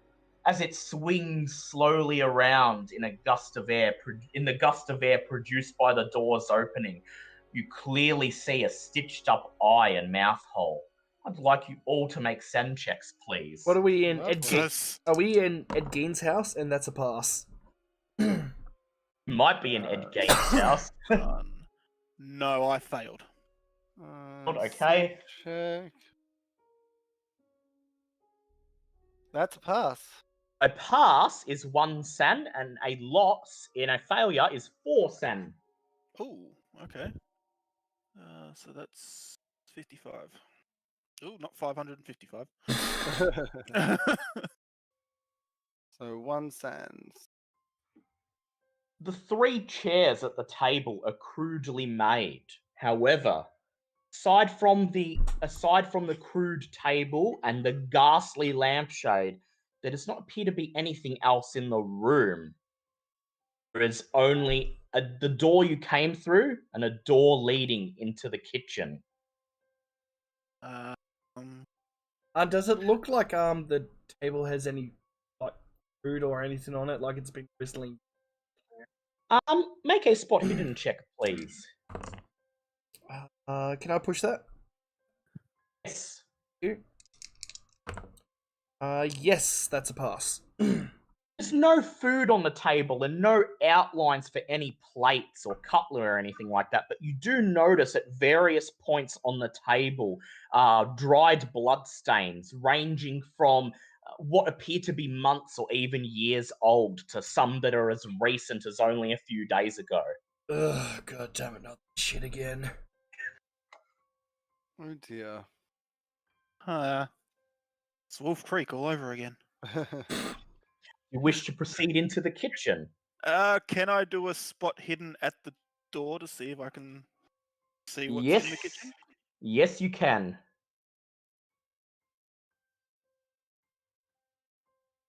That is a pass. Lean over and peek through the keyhole, trying to see what you can make out on the other side. You see at first just a wooden kitchen countertop, but then dangling in front of it what appears to be a human arm. However, you are unable to see whether or not it is attached to anything. But it's just dangling over the side of the kitchen counter. It's not moving. Doesn't appear to be. Okay. Can I just do something funny here? I want to roll a listen check, and if I succeed, I just want to do something. Alright, so I just that Try is to listen to my heart there, Captain. no that is what's my listen at? Hey, that's a pass. I I get everyone to be quiet, and all you hear in the background, ding, ding, ding, ding, ding, ding. Sorry. However, nothing happens. Can I try to slowly open the door? Like, Yes. Just slowly, cautiously, gun in one Yeah. hand, elbow pushing the door open. The door creaks as it slowly opens. And as you open and get a glimpse into the kitchen, I will need you to make a sand check, please. All of Of us. course. All of you, yes. Oh, that's a fail. Great. The only other one I do, and it's not really important. All right, so for a fail, that's going to be a loss of 1d4 sand, please. 1d4. 1. 2. All right. Slowly step into the kitchen, satisfied nothing's on the other side. You can probably guess what I'm going to describe in here. There's going to be a half See- dissected body, isn't there? You see a kitchen, well equipped in an old-fashioned way, except for hands, feet, and other grisly bits of human debris which are spread by the stove and on the countertop. The appliances all appear to have been in disrepair for quite some time and are covered in rust, save for an icebox just beside the stove, which, due to the fact that there is no layer of dust settled on the top, appears to have been used only recently. And I can only guess what's inside it. Could I just try to search for salt without looking at the bodies? I would like you to make a luck check, please. Luck. Okay. Come on, come on, come on, come on. That is a pass. Hey. Trying your best not to look at the dismembered limbs and other grisly sights, you poke around the kitchen, opening several of the drawers in the kitchen counter and using one hand to block your nose from the stench. And you are lucky. When you open the third drawer, you see a wooden salt shaker comes rolling along the bottom of the drawer as you open it. And Okay, so, I- if you'd like to make a firearms check, That's just a pass. okay, there is enough salt in the salt shaker to fill one more cartridge with salt. Okay, that brings it back up to 3. I'll steal that. Would And I anyone put- else like to... Yep. I put that one salted The bullet other two? in the top. No, back into my bullet into my back gun, into so the that's chamber. first bullet. Yes. So would you other two like to do anything in this ghastly kitchen? I'm just disgusted. It's nothing I haven't seen or smelt worse before, and I just like to use the tip of my saber just to open the icebox. I'm not Okay. looking. I'm still As clear of you open the icebox, I would like you to make a luck check, please. That's a 25, which is a pass. That's a pass. Okay. You stand in front of the icebox and you use your saber as leverage, prying the lid and opening it. As soon as you open it, you hear a loud click, and then you just have time to see a sawn-off shotgun that's rigged to the inside of the box fire at you. Bang! However, you are not directly in front of it due to sheer luck, and so you don't take the full damage from the shot. You take 7 points of damage. Well, Make a constitution check. Shit. That is an 18, which is a hard pass.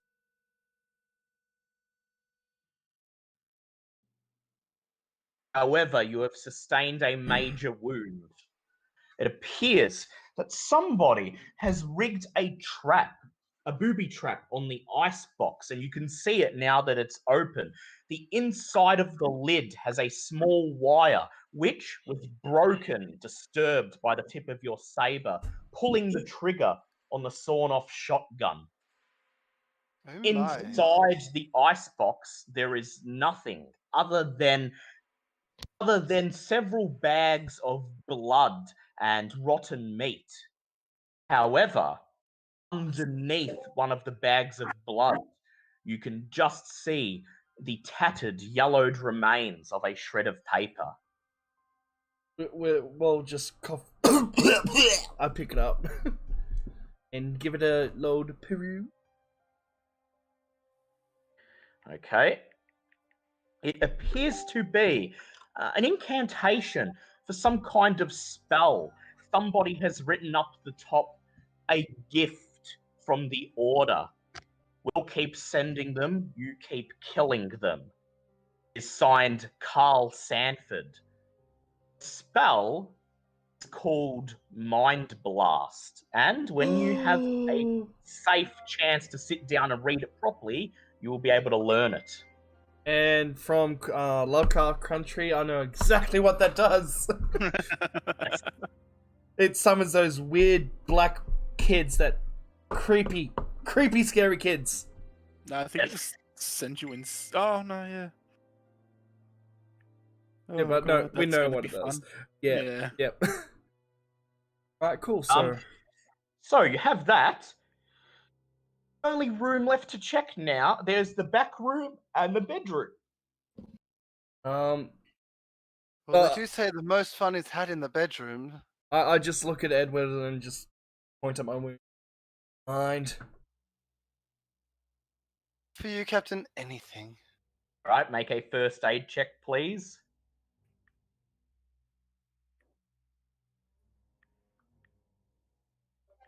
Can that be pushed? First aid can be pushed. Oh god, please don't fail that. Please don't fail this one. Hey! Hey, okay. Your major wound has been stabilized and you regain 1d3 HP. That's my. Come on. Ah, 2. Well, he's better than nothing. Yeah, 2's better than 1. Yeah. Better than 1. So you spend the next Those 10 to delicate 15 hands, minutes treating the captain's wound, clearing some of the buckshot out of his chest. Thankfully, he didn't take a direct hit. It was mostly a grazing shot.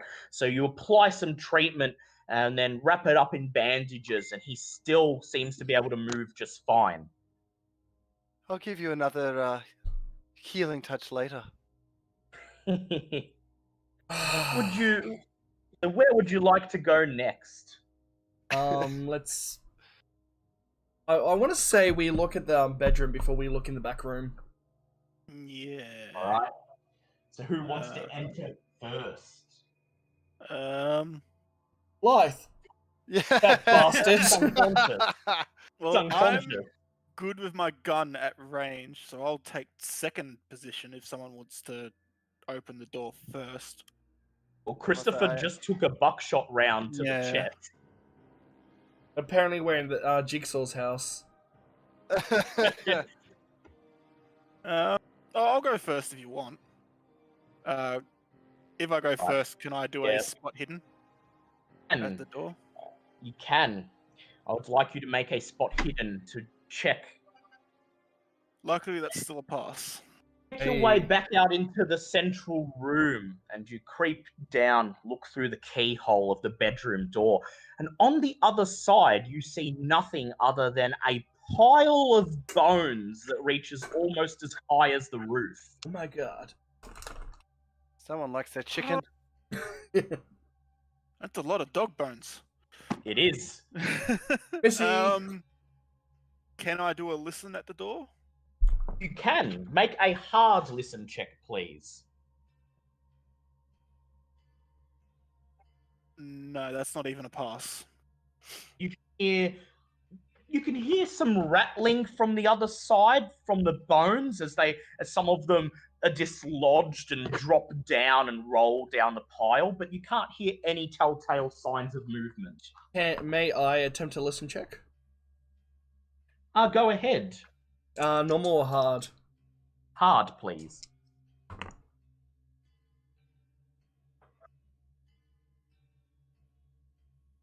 And I spend 5 luck points.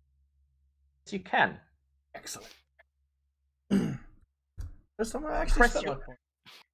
You press your ear up against the door, and on the other side, you hear nothing at first, the same rattling in the bones that Max heard, but then you hear what sounds like crunching, as if something or someone is crunching one of the bones. Okay, Get the rifle out. can I use, how big's the keyhole? Keyhole's about 1.5 centimeters high and about 0.5 centimeter wide. So, sort of easy enough to peer through. Yes, that's how you. Yeah, if you peer through, you see the same thing that Max saw. You see a big pile of miscellaneous animal bones that almost reaches the ceiling. I would like to use the heat thermovision on my goggles. Yep. Flick it on. I'd like you to make a luck check firstly. Oh my. That is a pass. Okay, your battery is intact, and you indeed do see a heat signature in the room. A human silhouette crouched down somewhere in the pile of bones, gnawing on something that he's holding up to his mouth with both hands. So I can see exactly where he is from the vision. Yes, you can. Alright, relay it back to the well, first turn it off, save power. Relay it back to the guys, keeping a mental note exactly where he is, and tell the guys.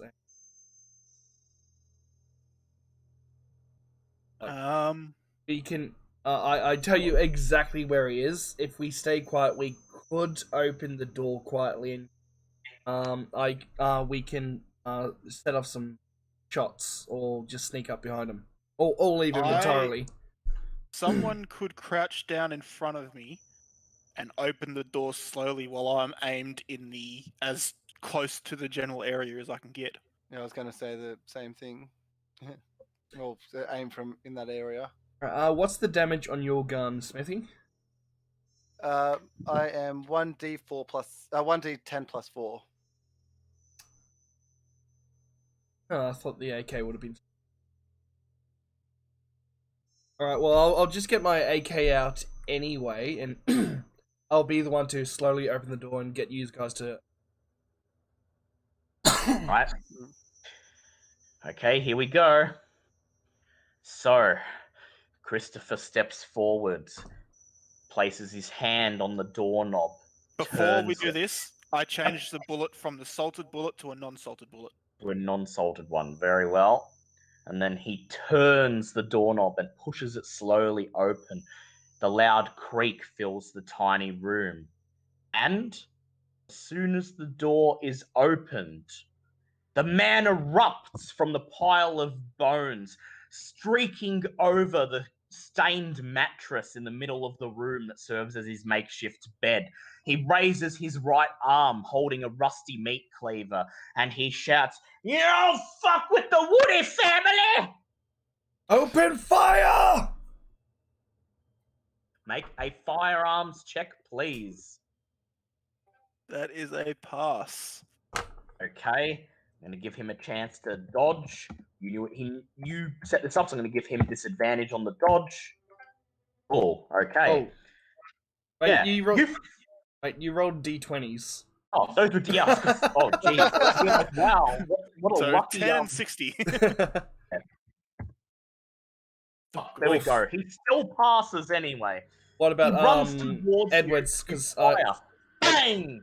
Now, however, he swerves. He with an unnatural gait, he bends his body, dodging out of the way. And before Smithy can fire, he holds out his hand, oh shit, pointing at Max, laughing maniacally. Max, I need you to please make a power check. Oh no. shit, Oh no! Okay. oh shit. That's a pass. Hey. Okay, he's gonna make one to oppose yours. Oh, thank Shit. God. Oh wait, no, lower is better in this Yeah, one. isn't low it? is better. Lower is Yeah, better. that's right. Shit. You feel for a brief, for less than a second, you feel a spasm of fear shoot up your spine, but that's it. It passes. The man continues laughing like a maniac, rushing at you. Okay, Edward, make your firearms check, please. One Victoria. That is firearm. That is an extreme. Oh. That's an extreme. Okay, we'll see if he can dodge. Again, he gets disadvantage. Hey. Yeah, no, he ain't dodging that. Roll your damage and double it, please. What did I say?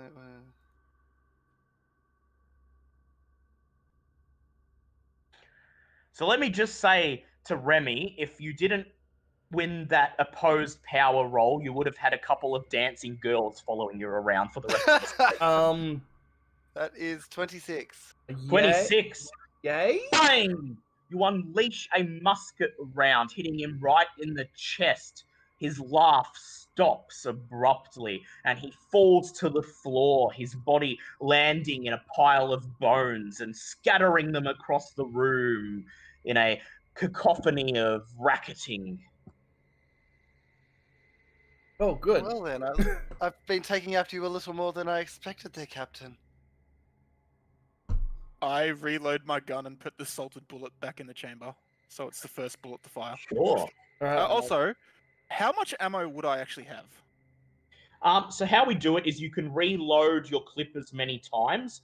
Yeah. I will only make you run out of ammo if it's if it's not reasonable that you would have access to other ammo. Like now, you would have brought like a bunch of spare ammo with you now, but like say you survive a shipwreck and end up on an island or something, then I would be tracking ammo. Or my AK.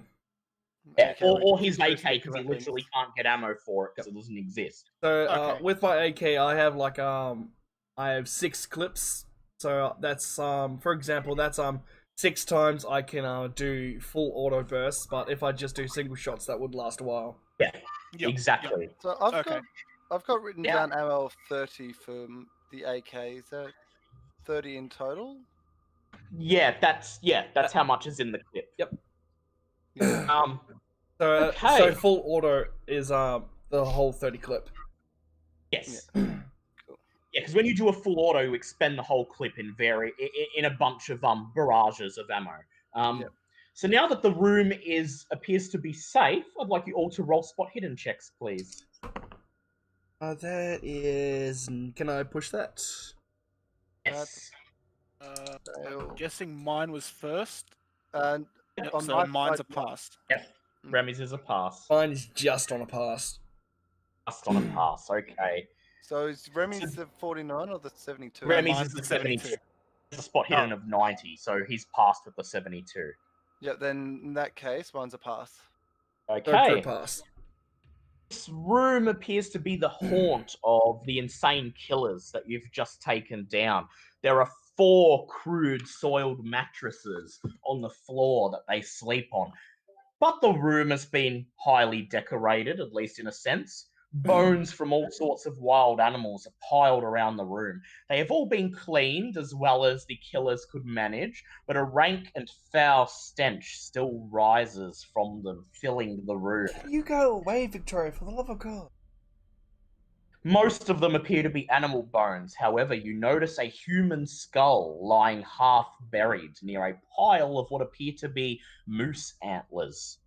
My God. Try and identify them? Yes, you can. Please make a natural world check.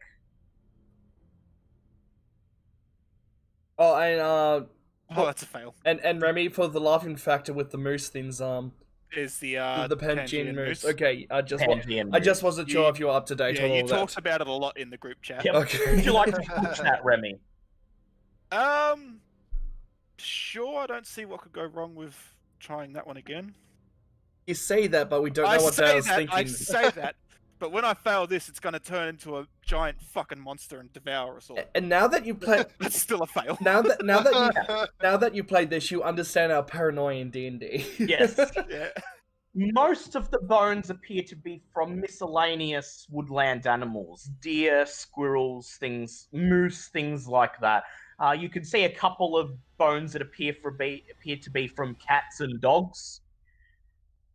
Underneath the pile of bones, as you're examining them, you see a piece of paper wedged under a buffalo skull. You lift it up and take it out and unfurl it, and it appears to be a crudely drawn portrait of 4 stick figure people. Someone has written the Woody family at the top and given their names: Jonas, Zeke, Isaiah, and Joshua. Father and his 3 sons. Religious nuts. Yeah. So they're stick people. Yep. Okay, I'm thinking there might be like effigy. It doesn't appear. Well, no, it's just a stick figure drawing, as if a child drew it. Oh, okay. So what is everyone's health at? I'm at full. Since you healed me, I'm at crap. I'm at 10. I'm missing 12. Well, missing 2.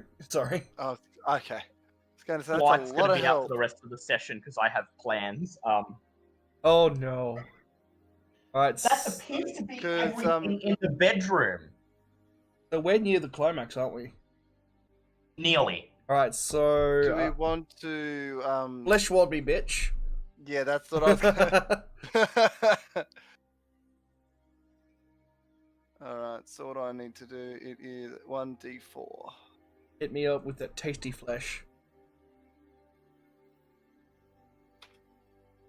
I'll do it. That's a reasonable amount of sanity to lose. Yep. All right. And How so many magic points are you spending? So there's 3 of us, isn't there, that are... Or is it Yes. still Blythe? Still Blythe. Well, there's life, but he's going to be in hospital.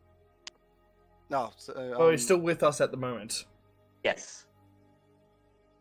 So role-playing wise, you'd probably cast it on him too. Yeah. So Right. Well, then we just do 2 on each of us, and that'll leave me with 2. all right. So here comes 7 points of flesh ward for you all. Oh, hell yeah. Okay, so how do What I... this means, so basically this means you have 7 temporary hit points. Yep.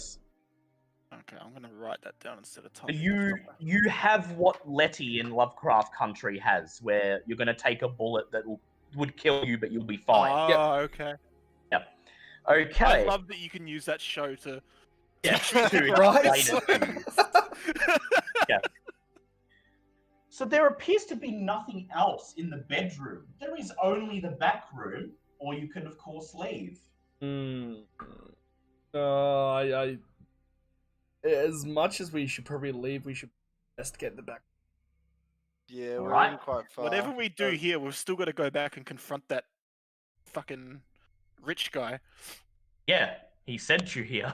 Yeah. And I don't like the fact that there's peeled skin. Under his bed, yes. So we'll check it out quickly and then... Yeah. Right? You proceed back to the back room. And remember, we started at like 7, not 6:30, so we're going like a little bit over our normal time. Back room. You press your hand on the door and push it open. This room is full of chopped wood, more bones, no human ones here, and tools. Tins of kerosene supply fuel for the lamps. Tins of kerosene supply fuel for the lamps of the house. There is a double-bladed wood axe hung on the wall. There are also 2 broken flashlights lying on the floor, and in a plastic bucket by the back door of the house, 2 very, very rusty shotguns and a bunch of shells just scattered haphazardly into the bucket.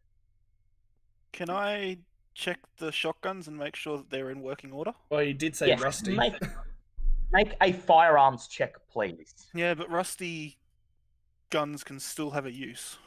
Yeah, but a very high malfunction. That's true. 70, so that's a pass. grab one of the shotguns and look at it, and you determine that this is in such bad disrepair that firing it would put you at risk of losing one or both of your eyes. Oh no. Oh dear. Oh, I no. take that shotgun Very well. Oh my and God. some shells. A handful of shells, stick them in your pocket. It might come in handy. That's all there appears to be in the back room. And so you're left, all of you, feeling kind of confused. There was no ghost here, no ritual, no sign of Jacob Smith, the member of the Silver Twilight. And indeed, aside from that piece of paper with the Mind Blast spell written on it, there's no evidence that the Silver Twilight Order have ever had anything to do with this place. I'd like to pick up the kerosene. Burn down the house. Oh, I was thinking that, but I'll get everyone else's opinion first. Oh, seems like what we do well. As long as you don't Before start a you do bushfire. that, I would like all three of you to please make intelligence checks. Oh, that's an extreme pass for me. That's a fail for me. Intelligence, Oh. that is a hard pass for me. It's okay, and I'll give Remy this pass because of his character's background. It occurs to you that although the house is made of wood, it's in such disrepair that it's covered in plant overgrowth, and right outside there is grass that's about 1 meter tall, covering the entire clearing all the way back into the woods. If you set this place on fire, you're going to have to run very fast because you risk causing a forest fire. Fair enough. I mean, We'll leave it for carrying out now. we're carrying out the tub of lard, so Yeah, I'll just keep the kerosene. Well, how are the containers full? Yeah, there's 2 jerry cans worth. It Alright, might come in handy later. Yeah, I'll still take the jerry cans. And so disappointed that your trip to this house hasn't actually given you any leads, you gather up the items you're willing to take with you and help Dan Blythe back through the clearing, back down the trail. You reach your car just as the first red splotches of sunset appear in the sky. You heap Dan Blythe into the back seat, and you make your way back to Christopher Edwin's manse on the outskirts of Sulk Harbour.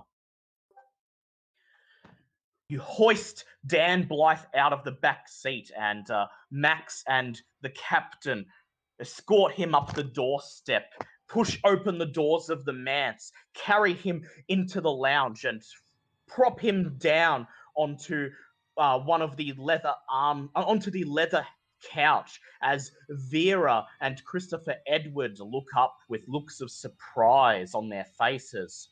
"Oh my lord," says Vera, covering her mouth with her hand.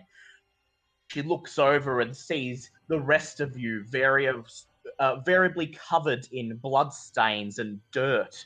She says, "What on earth happened down there?" in response, can I pull out my gun and train it on the rich guy? Yeah, go ahead. You grab your gun and you train it on Edwin. He looks up at you, and his left hand begins to tremble on the arm of his wheelchair. He opens his mouth in surprise, and he says, I'm sorry, I don't understand what's happening. Is someone in need of medical care?" You better tell us what's going on now. We just met Max, but I think he's pretty trigger happy, so you better start talking. Make an intimidation check with advantage because Max is pointing his gun at him. Just want to say that on the car ride home, I've put the other 2 salt Yeah. bullets In in the- the gun. Right, is it just a normal? Just a normal, yes. Advantage, just a normal one, yes. Just a normal. That's right. That is a hard pass. He says, he looks up at you, he says, "I don't know what you're insinuating. I told you the house would be dangerous, but Please, your friend is hurt. I have a phone upstairs. I can call an ambulance to have him taken to the hospital immediately. Did someone, has anyone questioned him about the skin, or is this the first time we're seeing him beforehand? It's the first time you've this- seen him since then. Yes. So- So, I'll you can go. let You can go. You go. So, was it just on skin? Oh, there was also a crystal decanter of some potion that we don't know what it was, No. But hidden in the wall. had either a smell of meat or blood. That's right. Yeah, Yeah, smell of meat or blood. I swear you gotta stop fucking with me. I thought we had something going on, naval officers, but we found some weird shit in your room, and we've just been at that goddamn place, and there's nothing that you explained that was there. So start talking right now. He sighs and he says, "Okay, look, just don't hurt me. Just calm down." He takes a breath and then he coughs and he says, the disease I have, it's not a disease, but a curse placed on me by the Silver Twilight, and I have been resorting to occult means to extend my life. That's what you found in my bedroom this morning. Axe, did you want to do a psychology test? No, Blythe had the psychology. And Blight's unconscious. You Wait, could still attempt a psychology wait, check. I thought, I stabilized him. You did, but he's He still was stable, unconscious. but Oh, okay. Oof. he's just not dying from a lethal wound. I step a little bit closer, so like, maybe like, 2 meters in front of him, and, start drawing my sabers, like, start talking right now. Make another intimidation check, please. This time without advantage. That is a critical pass. He says, "The potion, it's an anti-magic solution made out of animal blood and some other components. The curse wastes me away, making the flesh literally melt off my body. That's what you found under the bed. I drink the potion once a day. It slows the curse, but it will not stop it. That is why I've had to rely upon you. As for what happened at the Woody house, that I cannot explain. I was simply going on information that I dug up in my own research." Why would anyone drink a potion that withers away their body? No, the potion stops the withering away. Oh, stops what the he's withering. claiming. Sorry, That's That's sorry. what he's Yeah. claiming. That's what he's claiming. Oh, sorry. I heard opposite. Sorry. Yeah. Well, that doesn't explain lying about why you said you saw what you saw. He says, "Okay, I'll come clean with you. I didn't see Jacob Smith at the house. I didn't see any ritual. The Woody family has been a local urban legend in these parts for decades, and there's a simple rumor that some of the things that they do, cannibalism and witchcraft, and please, I sent you out there on a hunch. I had no idea that the Woody family would actually be there, that they were real, and that, furthermore, that they were dangerous. I was expecting you to just find an empty house." Well, it's certainly empty now. He shudders in a mixture of fear and perhaps revulsion, and he looks over at Dan Blythe. He says, please, we'll talk about this soon. Vera is in the process of cooking dinner for us. We'll discuss it over supper. For now, I need to call an ambulance for your friend. Book him a room at the local hospital. I'm a member there. I could get him private care out of my own pocket at the local hospital. Please, I have a phone upstairs. Will you let me Will you let me do this for your friend? He looks at Max, still holding the gun against him. How's he going to get upstairs? Yeah, That's a good question. Yeah. You could watch. I say, I will go with him while he makes the call. That's the condition for letting him go. I would like Max to make a persuade check, please. Okay. Is persuade an actual? Yep. It is? It's It 10% is? base. Oh, no. Oh, that's a fail. Oh no. Says, look, I can understand you're suspicious. I'll take Miss Delacroix with me upstairs. He gestures towards Vera. He says, you just keep an eye on your friend. You know exactly what he's been through. I need someone to keep an eye on him before the ambulance arrives. And Look, shouldn't sorry. someone go I with thought you Miss to Vera explain it? was. I thought she was making dinner. He says, you've got it on the simmer, don't you, darling? She says, oh, it'll be fine for a few moments. Besides, you're going to need someone to help get you up those stairs. The captain is more than capable of doing that, whilst I can stay down here and look after this thing. Make a persuade check, please, Edward. Okay. Can I add extra reasoning to give him advantage on it? Yes. What would you like to say? Also, wouldn't you need someone to explain exactly what's happened while you're on the phone, so that the medics can be prepared when they get here? That's a good idea. Okay, Edward, you may do the persuade check with advantage. Okay. Can that be pushed? Yes, it can. Both of them can. Wait.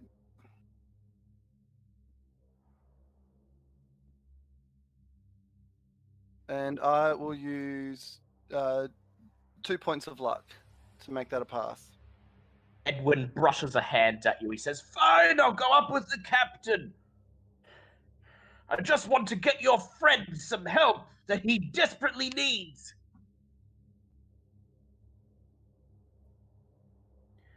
Do you push him upstairs, Captain? How can I push him upstairs? Wouldn't I have to lift him? Yeah, lift him upstairs. Yeah, that's what I mean. How did he get upstairs last night? You don't know. I'd just like to quickly question that because he gave his help the weekend off while we're eating dinner. He says, Miss Delacroix was kind enough to help me up the stairs, weren't you, darling? He looks over at her, but she's quickly ducked into the dining room to attend to dinner and didn't hear his question. Out of character, is there spells to like mind control people that you've come across before? There are, but I can guarantee that's not happening here. Yeah, Okay. no. Alright, Edward, you're coming too. Yep. I pick the captain up and You hoist him upstairs. He says, the phone is in the guest room. The one that you two both share. You wheel him to your bed. You wheel him into your bedroom, and sure enough, you see the phone on the dresser opposite both your beds. You didn't see it last night because it was dark, but since if you knew it was there, you could have easily come up yourselves and called for it. While they're upstairs, can I take up position downstairs with my gun pointed up? Sure. No, you should go ask Delacroix if what he said was true about her helping him up last night. That's a good That is idea. true. Can I sit up and hope that Delacroix comes back out? Yes, you can. That's what a luck check will be for. Actually, no. There's gonna be. Yeah, actually, I'll do that. I'll sit up and hope that she comes out. He reaches for the receiver of the phone, lifts it to his ear, and begins to dial a number. He looks at you, and then you hear him clear his throat. He says, Yes, Portland General Hospital. Yes, this is Mr. Edwin. Yes, Christopher Edwin. Please, you need to send an ambulance to my home immediately. We have someone here who's wounded, terribly wounded. They need medical assistance immediately. While he's doing that, can I use a spot hidden on the phone to see if it's actually connected? Yes, you can. Please go ahead. That is a 25, which is a pass. The phone is connected. However, I would like Edward to do a spot hidden, please. Okay.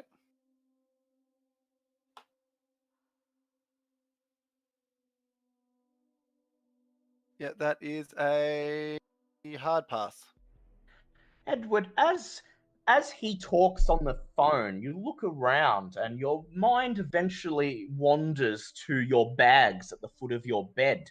And you notice that the zip on your bag is about 6 centimeters down the side from where you left it. Point this out to the captain. Huh. I'll keep an eye on him. You go have a look at the scene. Yep.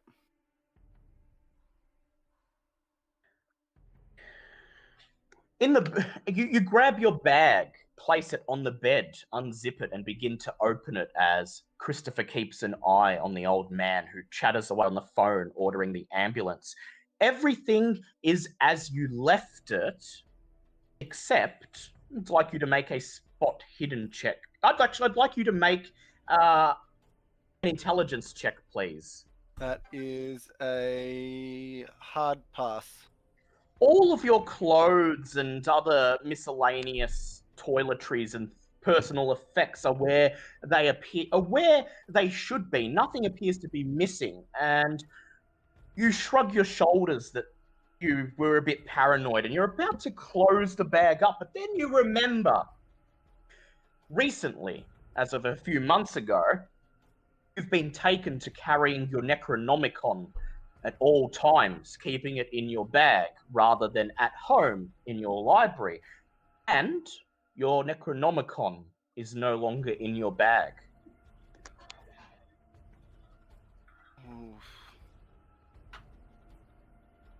You zip up your bag and place it back at the foot of the bed. Do you mention this or do anything? I make I look to the captain and have a look and make sure that the old fella's not looking in our direction, and I just sort of give a gesture of a book. I would like the captain to please make an intelligence check. Oh, that's a 7. I don't even need to check my intelligence. Yeah, Edward mimes reading a book to you, and he mouths the word Necronomicon. He's telling you the Necronomicon is missing.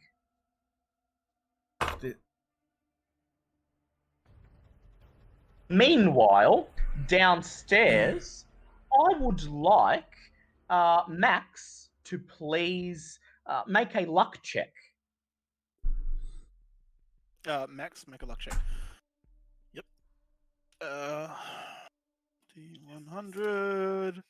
That is a fail. Yeah, you wait with your gun held, but Vera Delacroix does not emerge from the dining room during this time. Back upstairs. What are you guys doing? Am I noticing he's still walking? Or Yeah. quotation marks talking? You look over at him and he says, "Yes, you know the address. Please be here soon." And then he hangs up the receiver. He looks at you. He says, "An ambulance is on the way." He said, "I'll be here within 10 minutes. Let's watch over your friend." No, not so fast. I just pull out my my rapier and just put it up against his shoulder and say, "You need to start talking right now. Don't mess with Why- Edward's books. Things have been are missing since I last checked them out of my bag. Things that should not be going missing." Missing? What do you mean? He shakes his I- head. I bring the rapier up from his shoulder and just bring it over across and touch his neck with the side of it. I am not in the mood. I kind You've of do the same half draw it out because of course I know the importance of the Necronomicon and don't want it in the wrong hands. I am not the Yeah. type of person to get on the bad side of. See this man over Okay. there? He is holding it together. If I Yeah, give him the Remy, your look, time is coming. if I give him the look, Yeah, I know. Yeah. things are going to be going very, very wrong for you. So I would start talking immediately. Make an intimidation check with advantage, please. Let's see how this goes. That's why I said somehow, Dale. I know that something's happening. Oh, nice. That is a hard pass. He says, "Yes, okay, I took the book." He says, "That thing is dangerous. It can't be left in your hands. I took it, and I'm planning to dispose of it." How did he know we had it? He says, Answer the "Look," man. he says, I searched all of your belongings this morning, one by one, until I found it." What the hell were you doing in our belongings, old man? He says, "I was searching for the Necronomicon. That's why I summoned you here. Take it from you. It cannot be left in your hands." Where is this book now? He says, "It's gone." He says, "I Gone? gave it to a trusted friend of mine to dispose of it in a place where it will never be found. You It's idiots! the old lighthouse." No, well, now it's been found. I just look at the captain and say, I'm leaving this with you. I run my rapier ever so slightly across the neck as I'm pulling it back, so it leaves a cut, draws a little blood, and I walk out the door. What do you do, Captain? For the love of God, you're hiding something from us now. Talk! Actually, no, while I do this, can I put the tip of my rapier on his skin? Because it's a blessed rapier, it would react to him. Yes. Okay. As soon as you touch him with the rapier, his body begins to shake violently, uncontrollably. Then, in front of your eyes, patches of his skin begin to drop off like a flower molting its petals. The squelching noise makes you sick as chunks of flesh and skin break off his body. Shit, everyone Do get here now! Do I need see you- this before I walk Nope, out? you've left the room. He's called out. I need you to please make a san check. Yeah, of course, that shit's disturbing. That's a pass. That's a pass. Okay, you lose 1d3 san. Yeah, that's fair. What's that? It's a 1. Okay. He stands up out of his wheelchair as his flesh begins to break away. And then finally, it is done. You see at his feet piles of melted skin and dripping flesh. The door bursts open, and in come Max and Edward. As you do this, from outside, you hear the sound of a siren. The ambulance has arrived for Dan Blythe. You hear Vera shouting, unaware of what's happening understairs, "I'll get that!" Standing in amongst the piles of skin, you see a figure. It appears to be, was it human? An emaciated corpse. Rubbery, leathery skin stretched over bones, barely any flesh left on its body. Where its eyes would be, nothing but leathery leathery skin stitched over the eye holes. Something that is dead, yet alive. That was merely taking this person's form. I would like Max and Edward to please make sand checks. That's a fail. And Okay. if mine's a second, that's a pass. Okay, so that is 1d3 for you, Edward. And for you, Max, this is 1d6 and you're Oh, losing. dear. Oh dear. Don't roll. Don't you dare roll that 6. Oh, Oh no! Okay. I need you now to make an intelligence check. Okay. And if you pass, then you go temporarily insane. This is what you want to fail. This is what you want to fail. So what was it? Intelligence? Yep. Yes. You want to fail it or you're going to go insane. Oh, well, fuck. Oh, yeah, I failed. Oh, thank God. Failed. You were stunned by the monster in front of you. You feel your mouth dropping in awe as your hands shake and you reach for your gun. You've seen some terrifying creatures. You've stared down the white rhinoceros. You've fought tigers in the jungles of Sumatra, but this is nothing you've ever seen before. And then, before you have a chance to do anything, it bares its mouth, holds out its hands, which suddenly erupt into sickly, twisted, gnarled claws, at least 30 centimeters long, and it drops down onto all fours, some sort of feral beast, and then leaps at you. Max, I would like you to please make either a dodge check or a fighting brawl check. Okay, dodge, I do not have anything, so I'll make a fighting brawl check, I guess. well, what's your dex? Because it dodges automatically. Yeah, it's half of your dex, but his Yeah, dex my- is 20. My So dex is 20, so I've only got 10. I passed the fighting brawl, though. all right. wow. We still have to contest it to his. Oh. The creature leaps at you, gnashing its teeth and swinging its claws at you. You grab it, you kick out, making it topple to the ground, and then as it falls, you give a swift kick to what passes as its rib. Roll your unarmed damage, please. Okay, so it says 1d3 plus DB. Yeah, DB Damage is bonus. your damage bonus. And you have 1d4, I believe, at your build. Oh, damage. Oh, yes, 1d4. Okay, so Nice. that's d3 plus d4. Is that gonna work? Yep, that's 3 damage. 3 damage. You deliver a swift kick. There you go. Take that, mate. It is Christopher's turn. Yeah. Well, since it worked before, use the my blessed saber. Yep. All right. Make a fighting brawl check, please.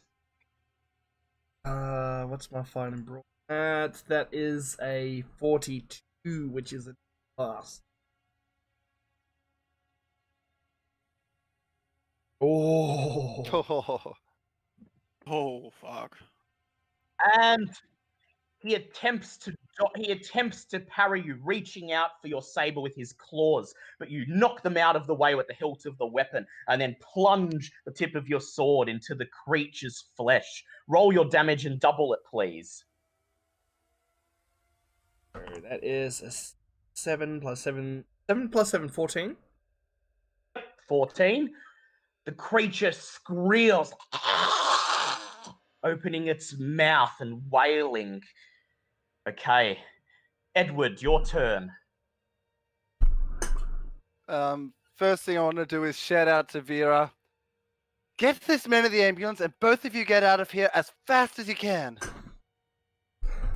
You shout. She says, yes, but wait, are you okay up there? Just go! Right. What would you Then- like to do with your turn? I would like to fire at this thing just to sort of do what I can. All right. Make a firearms check, please. Ooh, that's a hard pass. Oh. It hits the ground, rolls around on all fours as your musket shell shoots over it, and then it leaps at you, pinning to the floor, and begins to slash at you with its claws. Make a strength check, please. Oh dear. my. Not the first time you've had someone pin. Nope. Oh shit. No. Oh shit. Armor. As it mauls you with its claws, slashing at your skin and other exposed parts. The creature squeals, "You will not survive the worm that walks!" So sorry, I was coughing. Then how much did I take? 4 damage bypassing your armor. Oh, so it went past the armor. Yes. That is now 3 flesh ward. The creature sits up and turns its attention to the rest of you. It says, "The Great Ones called upon the worm that walks, and it obeys!" Okay, Max, your turn. Well, I'm just gonna try and shoot it with my salt encrusted bullet. Go ahead.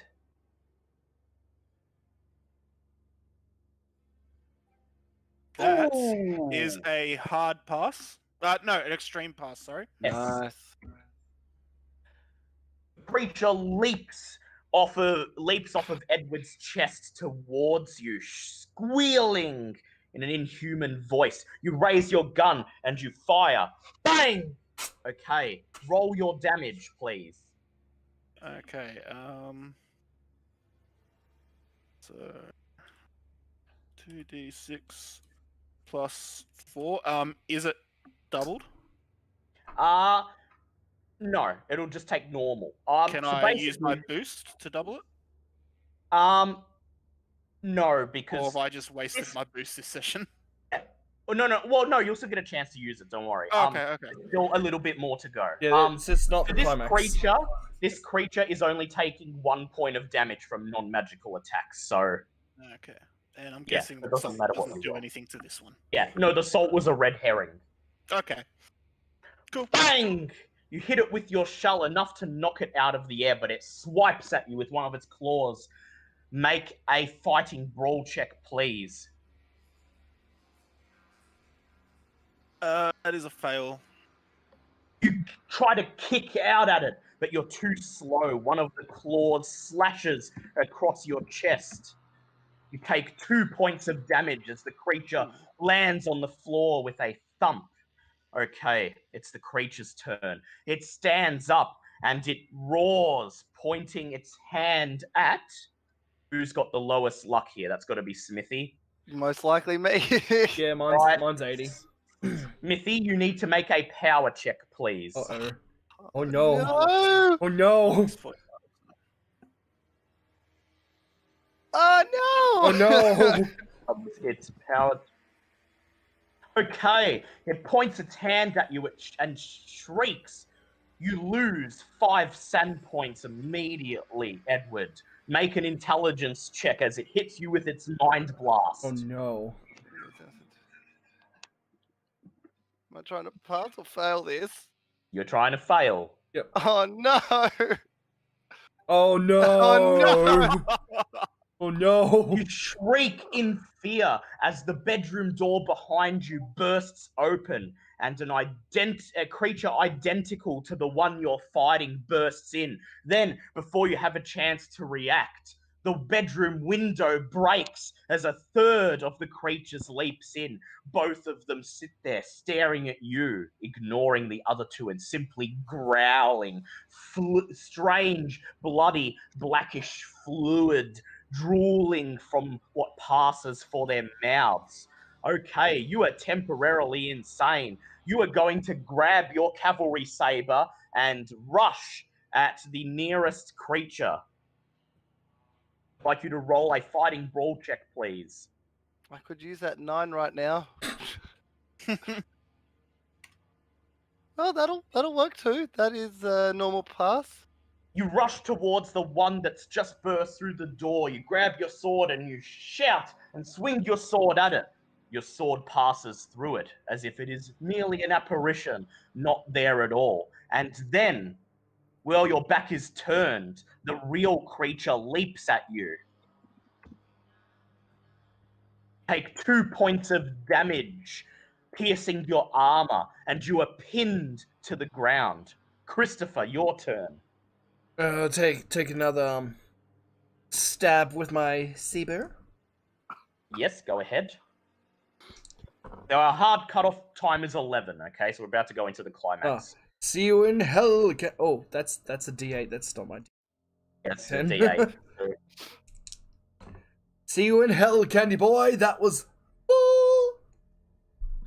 That's yep, okay. So you're using your magic sword, roll damage, and double it, please. And that will be an impale, so you then double the doubled damage. Oh my goodness. Jesus.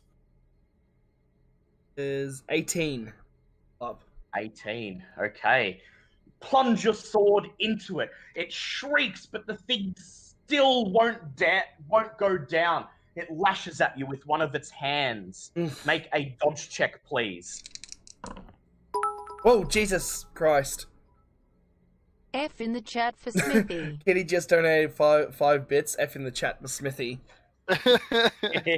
Smithy's not dead, he's still hanging on. He's just, That was he's double just the crazy. double. Wow. Oof, Yeah. Okay. that's insane. Okay, you said dodge, wasn't it? Yep. That is a... Oof. Not a pass. That is 72. You dodge out of the way. Oh, Then actually, hold on. creature- Is it too late? Dodge out of- Oh yeah, that's right. Sorry, I forgot I can't spend luck on these. Yeah, no, combat rolls. Yep. As the creature slashes at you with one of its claws, you step out of the way. It sits up and gets ready to pounce. Max, it's your turn. I'm just gonna fire at it again to try and knock it out of its pounce. Go ahead. Make a firearms check. Oh! Boom! You fire Oh, and you missed. miss. It pounces through the air, brandishing its claws as it flies towards you. Make a fighting brawl check, please, Max. God damn it, that's a fail as well. All right. Take 7 points of damage as the creature tears into the flesh of your chest. You feel terrible white-hot pain and begin bleeding profusely. Make a constitution check, please.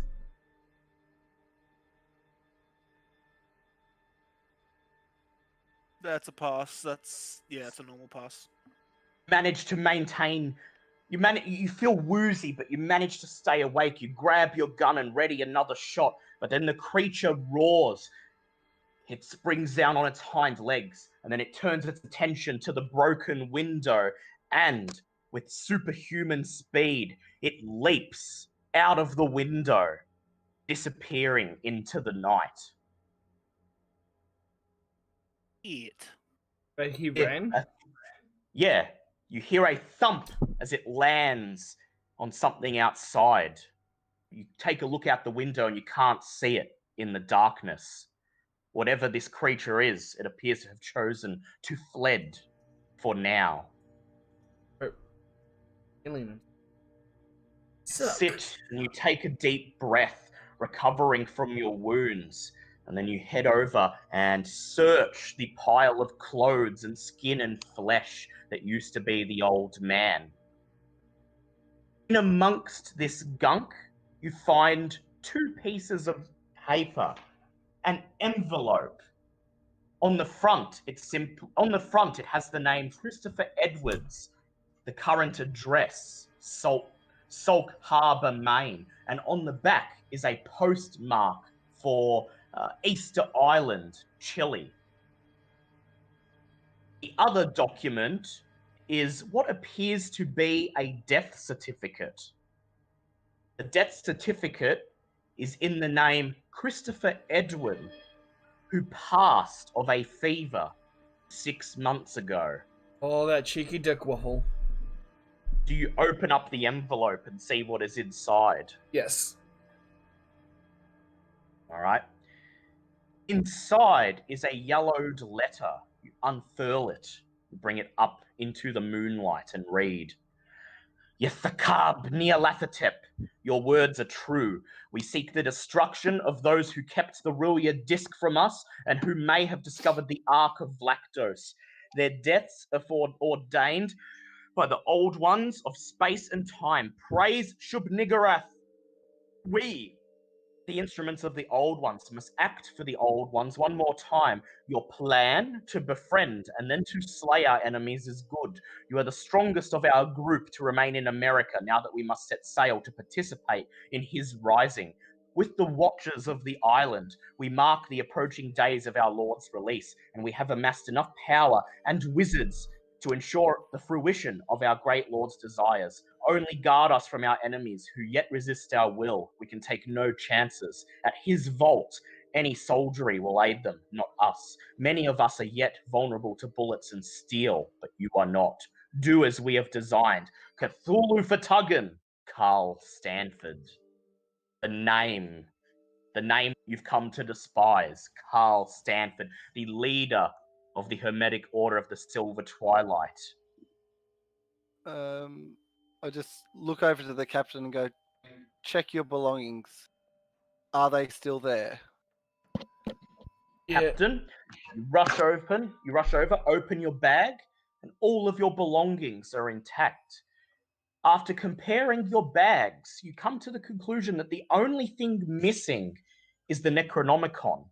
And if you are to go and find it, you must head to this lighthouse out on the bay. We don't want that to fall into the wrong hands. So that's the first course of action we have to do. Very well. Well, do you want to look out the window and see if there's any sign of what this creature's or where this creature went? I can try to track it. You can. Would you like to track it? And is it night? Did you say? It is not. It is night now. Because Captain, you got the goggles. Yep. Yeah, you use the Googles. Okay, so if you intend, as you come downstairs, Vera runs up to you. She says, Blythe was loaded into the ambulance and, well, I was going to get away, but I heard a commotion. And is everything okay? Vera, this has nothing to do with you at the moment. Go to the hospital and make sure Blythe's okay. You push her out of the way, put on your night vision goggles, and you help Max track the creature. Max, make a track check with advantage, please. That's a pass. Hey. With the help of the captain and his night vision goggles, you soon locate some traces, dried flesh, fluid, and eventually some footprints in the dirt leading away from the window, down the road into the village, and then beginning to head in the direction of the bay. Oh, you bloody ripper, the hunt is on. Fetch me musket! This is when Only a man really feels alive. The only question is, would you like to head to the harbour and get Edwin's boat now, or would you like to sleep? What's the benefits of sleeping? You get 1 HP and recover MP. So if I were to use my first aid now and then we slept, I'd get to use it again tomorrow? You get it again, that's right. Yeah, but But he could get away. yeah, that's the risk. Could get away, yeah. I'm going to say he'd most likely get away. Yeah, I say we Especially if just he do can this leap now. like that. Pardon, Smithy? The cult wants the Necronomicon back for some reason. I can't imagine why. We can't After let reading that book, I know what it's all about. we can't Yes, they get you that. do. If they get that book, we're in trouble. we can't let them lay a single hand on that book. All right. Well, my experience tells me that you got to hunt while the track's good. So So you head back to the car. You grab much- all your. Yep. How much flesh war did you lose, Max? I lost all of it. I actually lost 2 of my HP. Yeah, 2 of his real HP. I still have I my feel like- flesh ward, I have 1 flesh ward left, and 8 HP. so you might want to cast flesh ward. I've got 2 MP left, so I can only do it once. I can only do it for 1 person. Well, yeah, I still have my flesh ward, so you cast it on the person. If you're going to cast it. That's fine. I don't know who would need it more. I've got technically. Yeah, I don't know who's going to be more in the fight, you or me. You take it. You take it. Yeah. You use your flesh ward on yourself. All right, Oops, it's not 1d100. and your I just might try to stay back a little bit and just snipe from a distance. yep. That's 3 Three. sanity for. And that's 4 flesh ward points for you. Takes me up to 5. Okay. You return following the tracks back up to the mansion. You gather around the car. You quickly head into the house, grab your belongings and bags, and throw them into the back of the car. As you're doing so, Vera comes rushing out of the house. She folds her arms and she says, "If you're heading out there onto that bay, going after that book, I'm coming with you." What book? She says, "I heard you shouting all about the book." Well, Vera, I honestly think that in your own safety, what we just had to deal with almost took us out. So I will leave it in your hands, but my recommendation would be for you to keep yourself protected. I would like for you to please make a persuade check with disadvantage, because she seems pretty steadfast on coming. Perhaps Captain, do you want her to foolishly. come?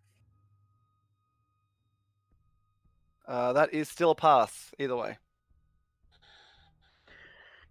She folds her arms, purses her lips, and she says, "You're telling me to give up on the biggest scoop I've ever had in my entire career? This could get me off the lifestyle column. This could get me away from writing about weddings and funerals. I could be on the front page. That's my Pulitzer out there." Well, I get that, and we will give you information when we get it, but I would hate to see that pretty face of yours get hurt. She turns and looks at the captain, pouting, biting her lip. What do you say? What do you do, Captain? well, if you really want to get it and really want to die, you can come, but you should stay here, go to the hospital, and look after Dan. That was a bit of a non-committal warning, so I will get you to please make a persuade check once again. A persuade check, this time just normal, because Edward already softened her up. What? Oh, Persuade naturally is 10. well, that's a 29. Would you like to push it? Oh, screw it. 31. 31. She looks at you, she sighs, and she reaches down into her handbag, extracting a snub-nosed 32. She says, "I can look after myself, okay?" Well, Fine. your If you funeral. insist on coming, would you at least keep your distance? We will let you know when it's a bit safer. Gotta stick with me and Fine, keep back up for she me. says. She says, "Fine," and then lights up a cigarette. And then she climbs into the back seat of the car and she says, "Let's do this." I just look over at the captain and go, "Women." Can I just close the door and go to the other 2? Do you want me to knock her out? No, she. That is an option. At this point, you know what? I just lean in and whisper, "When we get there, knock her out." Remember when we knocked her out and taped her boobs together? Hey, I legitimately Great. legitimately thought that was a good idea. Okay. All right. So Remy, here's the context for that. We went into the Order of the Twilight meeting, I'm gonna fill up my water. guild hall. Yeah, they were infiltrating the order. Women weren't allowed.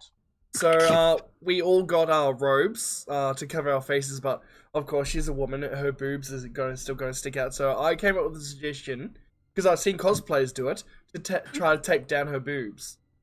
Oh, fuck. I thought Saying that without fucking background is fucking Yeah. crazy. I legitimately thought it was a good idea. When you You make- explain it, yes, it does sound like a good idea. But the way that Dale just said, I know, remember that when was you the knock her point. out and tape the boobs up? You make Trying to you take make me an- out in real life, are you, Dale? you make an agreement to knock her out when you arrive at the destination, and then you look at each other, nod, and climb into the car and turn the engine on the ignition.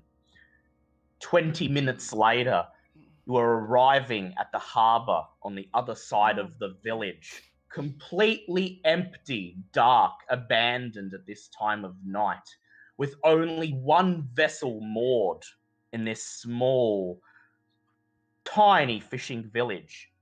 The words "Fair Lady" are emblazoned on the hull as the black night waves splash up against it. This is Christopher Edwin's yacht. Well, there's your mistress there, Captain. Go get her. Let's get this book and kill this bastard. You climb out of the car and you walk up the road towards the dock. Suddenly someone flashes a flashlight in your face. You there! What's your business at this time of night? You see a police officer sitting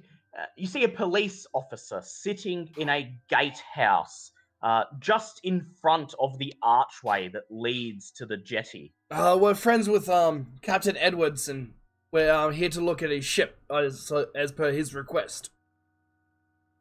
Make a fast talk check, please. Oh shit him, goddamn hell! I don't even think I have fun. It's a 5 normally. Shit, no, that's a fail. He says, it's unsafe to be out and about in this town at this time of night. I ain't gonna stop you, but I'm gonna be putting in a call down the station that I saw some suspicious individuals down the harbor. Oh, how much would it be to make it worth your while not to mention this? Make a credit rating check, please. That is a hard success. Reach into your wallet and you extract. You keep extracting bills until he tells you to stop. It ends up taking $200 to Holy shit! to buy the police officer's silence. I am left with Silently takes the $39. money. I will put in $39. half of it. Right, so 100 each. Oh, thank you. He silently takes the money, puts it in his pocket, and he says, I didn't see you here. By the way, Captain Edwin's ship. It's a nice gull. Too bad he's not in much of a state to sail these days. That's why he sent me for it. We were planning on I'm Captain myself, you see, and we were planning on taking a little trip as of old memories, say. Make a charm check, please. That's something I could do. I should have led with that from the beginning. Yes. Shoulda, coulda, woulda. Yep, and that's yes, that is a hard pass. He nods. He says, fine. I'll call the Coast Guard and tell them to keep clear of this area tonight. Muchly appreciated. He says, you have yourselves a nice night, folks. As of And you. He waves as you walk through the archway into the harbour. Make your way down the jetty to the very end where the fair lady is moored. Okay. Just by taking a look at her, you can tell she's been here for quite some time. Probably some basic repairs and maintenance will be in order before she's seaworthy. The cold sea wind blasts you, making your clothes flap and your hair twist around your faces. Vera brushes her waving hair out of her eyes and she whistles and she says, well, Captain, I hope you know how to get this thing seaworthy. Do you doubt our fair captain? I think I'll have no problems getting this old bitch seaworthy. There is a gangplank in front of you to get aboard the yacht. Wait, What would you- weren't we meant to knock her out and leave her in the car? Yeah, this is your chance. We were going. Oh, you were going to knock her out. Then there was the cop. Oh Yeah. yeah. You couldn't exactly Yeah, knock her out when the cop Maybe was... when we're on the boat. So are we taking the boat somewhere? Is that what's happening? Yeah, you're sailing out to the lighthouse in the bay. Right. When we're on the boat sailing out, maybe then I'll knock her out and just put her in the seat. And Before that though, I would like to take a look around the boat. All right. Ladies first, you say, as you gesture for Vera to climb Oh aboard. no, ladies first. Gesture for Edward to go.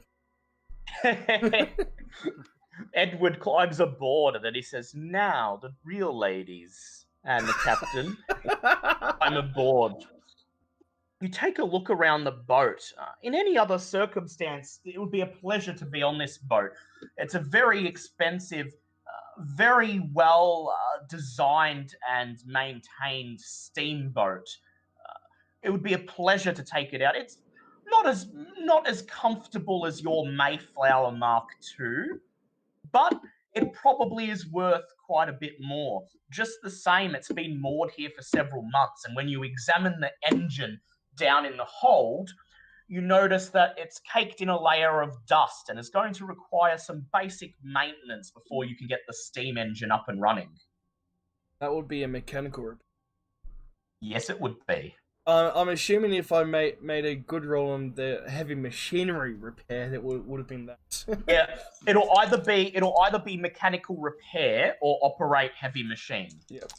Which I have neither. That is a normal pass. That is a 26. Okay. You find a toolbox in the hold, and while everyone fans out around the boat, just looking below deck at the quarters, checking out what's on deck, you get to work performing some maintenance on the engine. Now, you can only do surface level repairs because you're using mechanical repair. Operate heavy machine would be required to get this thing up to perfect condition, but you're able to do enough to get it to at least start. However, as you lump some coal into the burner and the engine starts to hum, there's a pained sort of whine to it, and you can't help but feel that perhaps if it's under enough stress, it might still fail. Oh, question. Do I still have the jerry cans on me? Yes, you do. Excellent. Okay, continue. I just wanted to know. Actually, make a luck check, and we'll see if you manage to bring them. Okay. Well, they were in the car, so I don't see why you wouldn't have them. That is a pass by 1. Yeah, you thought to bring them with you, so you've got them here on the ship. Awesome. You Now, start the engine. Yep. before I was going to start the engine, I just wanted to have a look around in the cabins. Yep, sure. Make a spot hidden check, please. That is a 37. Which can I spend 7 points? Yes, you can. Can I actually help him? Yes, Look around so you to can give make him one as advantage well. instead? Oh, Or you make can one. do your own spot hidden check. Okay. So if he's doing it as well, do I still need to spend the luck points? No. Okay. Well, just you're can't doing spot it it. for separate. You're doing it Okay. for separate things. Mine is a hard pass. Okay, so you, Max, you're just roaming around above deck, just checking out the yacht, seeing what's about, and you make note of the fact that at the back of the yacht there is a yellow rubber lifeboat hanging up against the back of the cabin wall. It's screwed in and will require a bit of effort to remove. However, below deck, the captain is looking around, checking out the cabins. At first, they appear to be nothing other than mildly well-decorated captain's cabin and a bunk room and a little kitchenette and a dining room. They're small and cramped, as is the nature of most rooms on small yachts like this, but they are very well, nicely decorated, and you could tell that when he was alive, at least, Christopher Edwin had some taste. Is in the captain's room.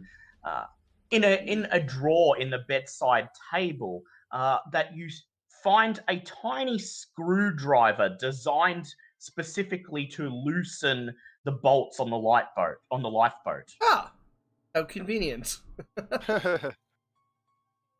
Then, once the steam engine is making its pained, barely functioning purr, you head up onto the deck, place your hands on the wheel at the helm, and sail the ship out into the oily black night ocean of Salt Harbor Bay. Sailing on the ocean, sailing on the sea, sailing on a ship is a life for me. Can I Okay. get up somewhere high and scout ahead through my scope?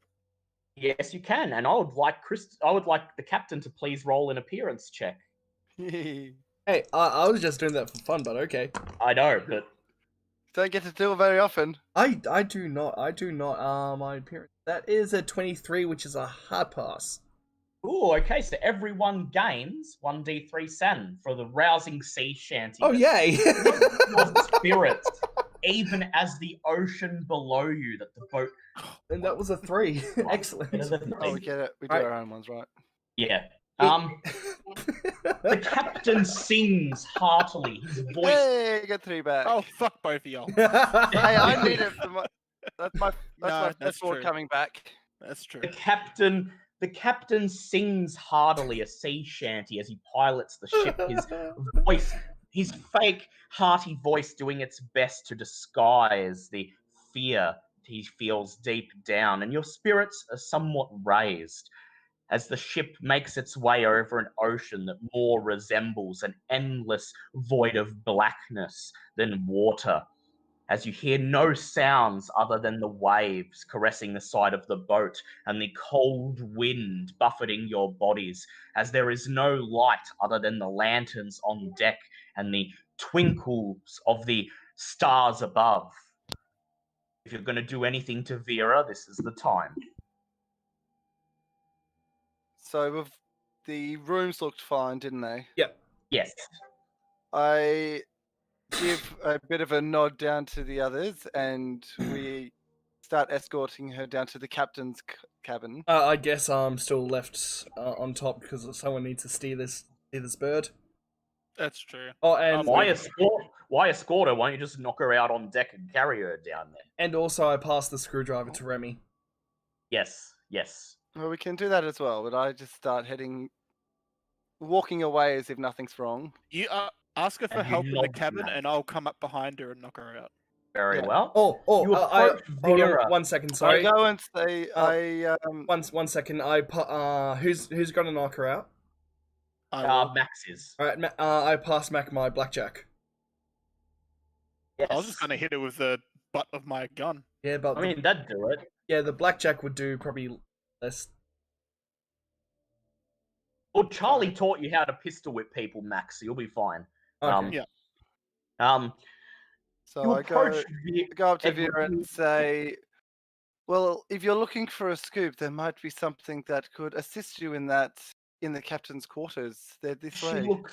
She looks up at you from the deck chair on which she's sitting, her hair blowing in the wind, billowing around her face. She shouts over the din of the wind, "Did you find something below deck?" Yeah, well, we found the captain's quarters. There might be something of use there for you and your scoop. "Good point," she shouts, "but just the same, I'd like you to make a charm check." Oh dear.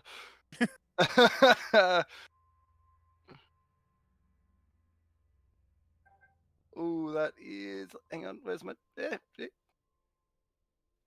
is a fail. Would you like to push it? Sure. Not Oh, much.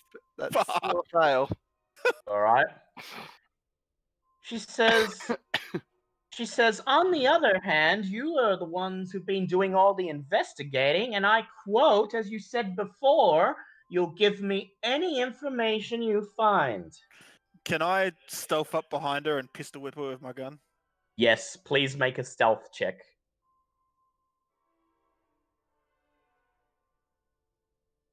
Oh, fuck off. Would you like to push that? Yeah, I'll push it. Okay. Oh, these rolls. Oh no. Oh, Oh no. I should have just used luck. Brand, would you like to use luck on this? No. That's No. 12 luck.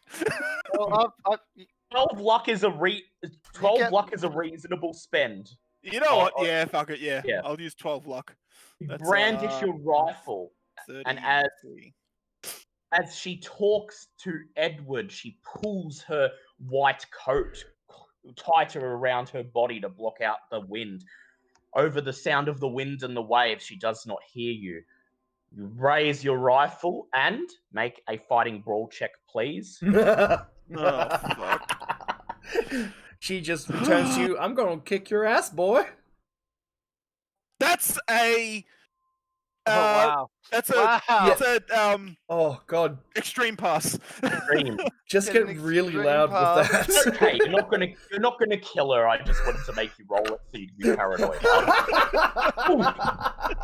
Get an extreme pass on that one. I was gonna say to make sure you actually hit her to knock her out instead of just like Yeah. concussing her a bit. Yeah. You I'm smack just the happy I butt, got an extreme. you smack the butt of your rifle into the back of her head. She's halfway through a sentence. Something about how when she has her Pulitzer, she's going to stare at it at least 3 hours of every day, but she doesn't get to finish. The butt of your rifle collides with her skull. She opens her mouth, lets out a soft "oh," and then falls forwards unconscious. Too Her much face talking, not slumped. enough action. Her face slumped. Her face slumped over her chest and legs. Come on, help me get her into the cabin. Yep. She's Did you have quite to hit her light. so hard? Look, she Quite wouldn't shut up, light, so okay? it's And she not kept hard to insisting that carry she should her. come. You lift her up, sling her over your shoulder, and carry her down into the captain's cabin. You place her down on the bed, make sure she's comfortable, and then you leave, shutting the door behind you. And are you going to block the door? Or just leave her there?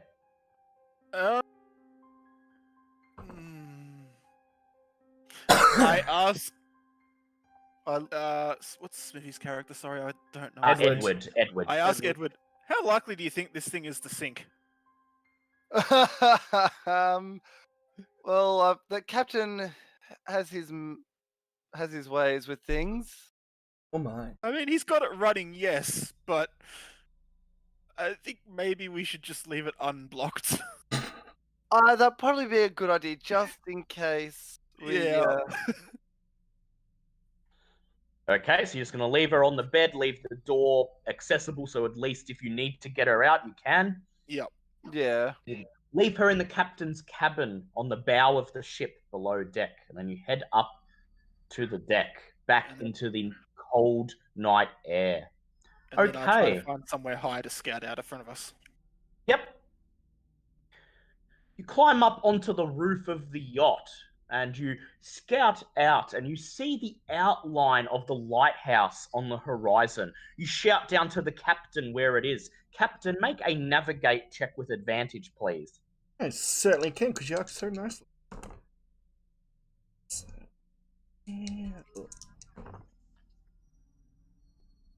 Navigate. What's my navigate? Can I spend 2 luck points? Yes, you can. With Max's directions, you notice the silhouette of the lighthouse, and you turn around the ship so it's directly facing it and begin to move towards it, making quite a bit of progress as it draws nearer and nearer, which means you are closer to shore when this happens. Oh, Uh-oh. crap. Which means later on you'll have to do less swim checks. Yay. Good thing we didn't block that door. I would like the captain to please make a hard spot hidden check. Release the Kraken. Oh my god. And yes, that is a success. You said spot hidden, yes? Yep, Yep. and hard. Oh, sorry. Yes, that's a success. Okay. When you're about half a mile or so away from the shore of the rock with the lighthouse, you notice the water in front of and around the boat begins to bubble as if it's being boiled, and then it grows darker, blacker. Dagon, is that you? Bubbles continue. They get faster and faster. The water grows blacker. Then you begin to hear metallic creaking as if something is brushing against the bottom of the boat. Captain, is it meant to be doing that? No, it's not. I would love to push the engine, but any more stress and it will sink. On that note, I just put my hand out and grab him. I'm like, sink. We have an unconscious woman on board, man. We can't let this thing sink. Well, And then, as you say that, there is a metallic creak as something terrifying bursts from the water. I would like all of you to make dodge checks with advantage as the captain forewarned you that something was in the water.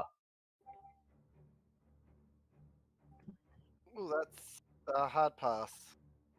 Yes, that's a hard pass for me as well. Dodge. Dodge. Yeah, no, that's definitely a fail. Okay, the water seemingly explodes, and a giant mass of black flesh and eyes bursts from the surface below, lashing towards the boat with seemingly hundreds of tentacles. Simultaneously, a tentacle wraps around the roof of the cabin and rips it apart, tossing it into the water, while another tentacle slams forwards, gripping the front of the boat where you are all standing. You attempt to throw yourselves out of the way. All of you except for Max, who is too slow. Okay, so a Shoggoth, when it hits you, let's see if it actually hits you, and it has a 70% chance of hitting you. Fuck. Okay, now a Shoggoth doesn't deal any damage on its own, it only deals its damage bonus. Yeah, on its own. And let us... Oh, okay. Alright. The tentacle wraps around the front of the ship, crushing it as if it's made of paper. And Max is caught up in this. You are taking 8d6 of damage. Oh my god. There goes Max. Oh. You watch Oh. as Max... A fucking chance to fight back.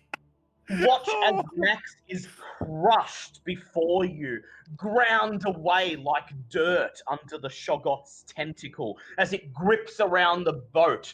Another tentacle lashing out of the water, then another, and it starts to pull the boat into the depths, the metallic groaning signaling the hull being crushed under its weight. Now, just a question. Wasn't the captain's cabin at the front of the boat? Yes, it was. Oh And fuck. wasn't that where we put the lady? Yes. Oh fuck. And she's unconscious, so she can't dodge. Oh Yes. fuck. Yes. Oh Okay. fuck. At this point, I would like Edward and the captain to please make intelligence checks. Can I push that? Yes. Oh, thank God. Okay. Oh, That's a hard pass. Okay. that is a hard pass for me as well. My first roll was Yep. 100. So, two things occur. One thing occurs to each of you, both at the same time. The first, to the captain, is that if the ice cold ocean water manages to make contact with the steam engine in the hold, it will cause it to explode. Oh. At the same time, something occurs to Edward. captain's cabin was at the bow of the boat, the part of the boat that was just crushed like paper under the Shoggoth's tentacles. Vera Delacroix is almost certainly dead. Oh no. I would like you both to make sand checks, please, as the full form of the Shoggoth begins to pull itself out of the surface of the water. We've already seen a Shoggoth though, so would we have to make a sand check? Well, this is... Yeah, you do, because it's a Shoggoth, but it's not going to be as intense if you fail. Which I do. Okay, that is a pass. Okay, so you've already seen a Shoggoth. This is your second Shoggoth, so if you fail, it's 1d6. If you pass, it's 1d3. You also did just watch Max get crushed to bits. Yep. Oh, Max. No! 6. Okay, Oh please. no. Please make an intelligence check. Oh no. What's happening here? Oh no.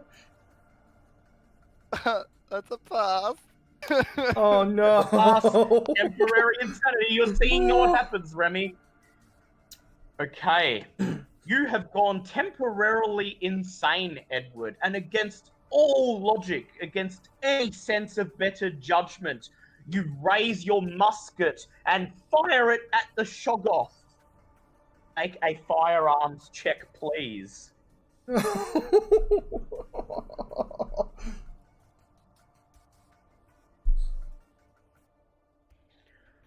Bang! You fire. God, that scared the shit out of me. Into the night. Your bullet's not coming anywhere near the Shoggoth or its massive tentacles. Captain Christopher, it's your turn. Are you going to try to extract the boat from the Shoggoth, maybe by fighting its tentacles? Or are you abandoning ship? Oh, how far are we away from the lighthouse? About half a mile. Oh shit, that's still a lot of swimming. Yep. But you do remember there's a lifeboat. Oh no! No! That the screwdriver No! was on my body. Why? Yep. You don't have the screwdriver. You're going to have to break that thing down manually now. Would I be able to use use the tip of my sword as a makeshift screwdriver? You can try.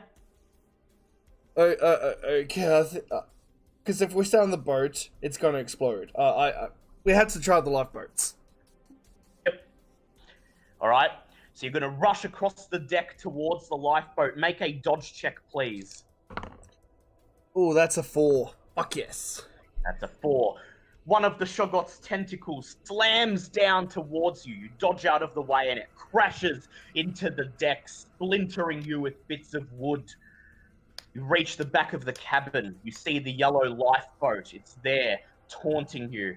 You grab out your sword and do your best to try and use it as a screwdriver. Or would you just like to try and smash the supports to break it off?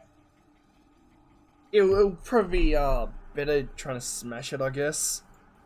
If you smash it, it's going to be a strength check. If you're going to try to unscrew it carefully with the sword, that's going to be a mechanical repair check. Let's see. Strength 45, mechanical repair 30. Oh. Fuck. Screw it, I'm going to try the mechanical repair. Alright. Place the tip of your sword into one of the grooves and do your best job to use it as leverage. Make a mechanical repair check. Oh my god! That's a 29! Okay, the front support loosens and drops off. Now there's just the back one. Oh shit. Okay. We go to Edward. Edward, make a power check, please.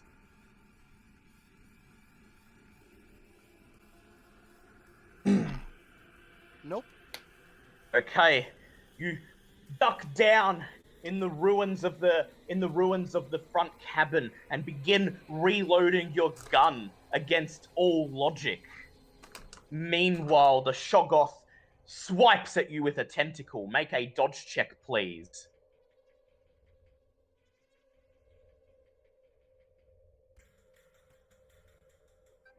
That's a pass. You dodge out of the way, leaping over the side of the boat and landing in the water. The tentacle slamming into your body and breaking some of your ribs. You take 5 points of damage as you land in the cold, freezing water. Is that Make a flesh ward or just normal? flesh ward, yes. Okay, cool. Actually, I was going to say, did Remy survive because of flesh ward? But no, I don't think. No, I think he had none Yeah. left. Oh, Remy. Oh, no. You are fine. You are fine. You land in the water and start flapping on the surface, desperately trying to get your bearings. Okay. Here we go. Christopher, make another mechanical repair or a strength check, please. Alright. I'm going to leave this up to Smithy. What do you think? Mechanical repair or strength? Well, what do you have for each? 30 mechanical repair, strength 45. So you're better off with strength, but theoretically or statistic-wise. That is a 30. So I would have passed either way. You start trying to unscrew it, but then you hear the metallic groaning of the boat as the Shoggoth continues to crush it under the weight of its tentacles. You swear and instead start smashing at the support with your blackjack, smashing it away. There's a loud click, and then it snaps off. The lifeboat drops onto the deck. You grab it and hoist it over the side of the deck into the water. Make a jump check, please, to land in the lifeboat and not in the water. Oh, what? Jump, where are you? 20%. Yes, that's a pass. No, Okay. You leap over the side of the deck and land in the lifeboat. You grab the cord on the back motor and rip it. Once, twice, 3 times. Make a luck check, please. Come on, you son of a bitch! That is a pass. The engine roars to life. You see Edward treading water and guides the boat over towards him. Edward! You need to Help make me, a Captain. swim check. You need to actually first, Captain, make a pilot boat check. Pilot boat. What's Wait, isn't that just pilot? Yeah, pilot. Okay, good. Because I was going to say pilot boat. What? Okay, that is a 29, which is a hard pass. You direct the boat across the waves, dodging one of Shoggoth's splashing tentacles, driving towards Edward. Edward, you must reach the boat. Make a swim check with advantage as the captain is driving it towards you.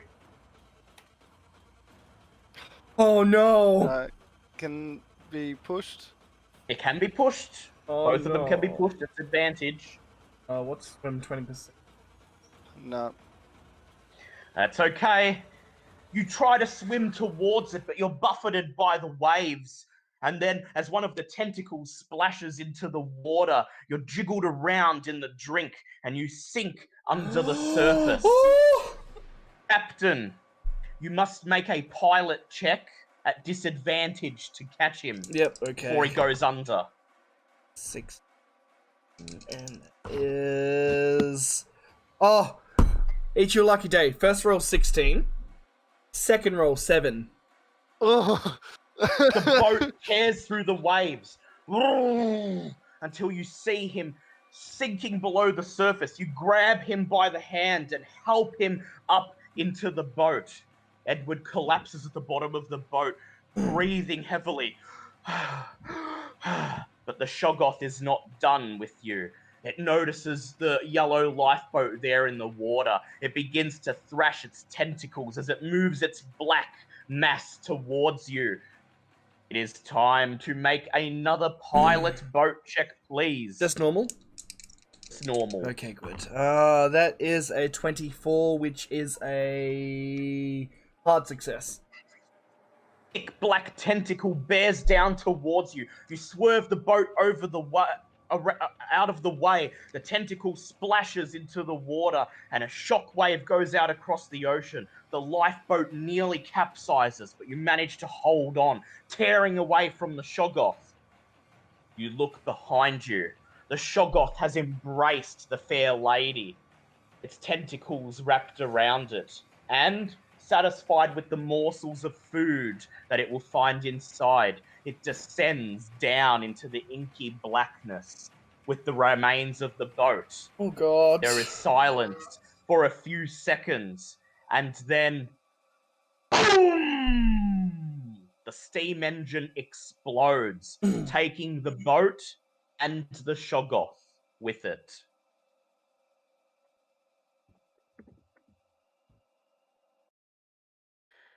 Okay. And that's the... You survived. I'm going to get the outro music. Wait, that was the outro? Oh, that was the climax? That was. Holy shit. That was the climax. So here comes the outro music. Close. Stupid woman, we told her not to come with us. Here it comes. Okay. Slowly pilot the boat towards the island. Island is a bad word for it. It's more like a rock out there in the middle of the ocean. You clamber out of the boat onto the shore and walk towards the old lighthouse, a lighthouse that's been abandoned for several decades. You walk up to the crumbling wooden door and you kick it down, crushing it underfoot. A lantern burning on a wall, burning on a table inside. On the floor is a large white magical circle drawn in chalk. A symbol covering its surface, which you recognize as the Elder Sign. In the center of the circle is the charred remnants of the Necronomicon. Oh shit. It has been burnt, seared to bits by magic. After all, there is no evidence of fire. The only evidence that anyone was ever here are the wet tracks leading to and from the lighthouse's window, tracks that you recognize as similar to those left by the worm that walks. The Necronomicon is gone. However, you may be able to make something out of its charred remains. I would like Edward to please make a spot hidden check.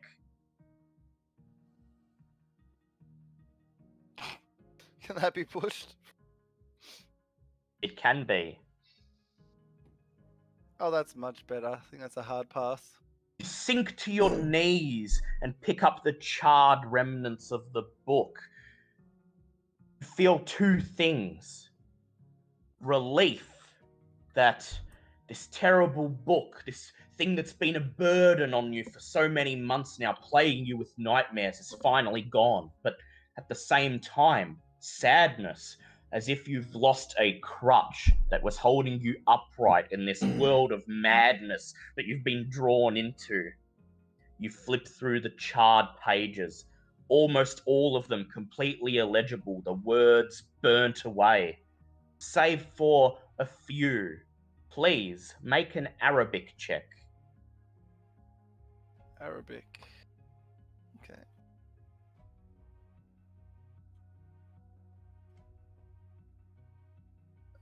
Nope. Would you like to push it? Sure. You know what? Gonna use 10 luck. All right. How much luck does this leave you with, by the way? It'll leave me with 5. Oh no. 5. All right. Well, we're going to get some more. Okay. All right. See what happens. You see a page that's nearly intact. It's almost miraculous that it survived. And what's more, you see a red bookmark hanging out of it, as if this page was recently being read, perhaps by the worm that walks, who took the Necronomicon for you. It is a passage. It simply reads, "For those who wish to stop the rise of Rillier, the answer may be found in the nameless city."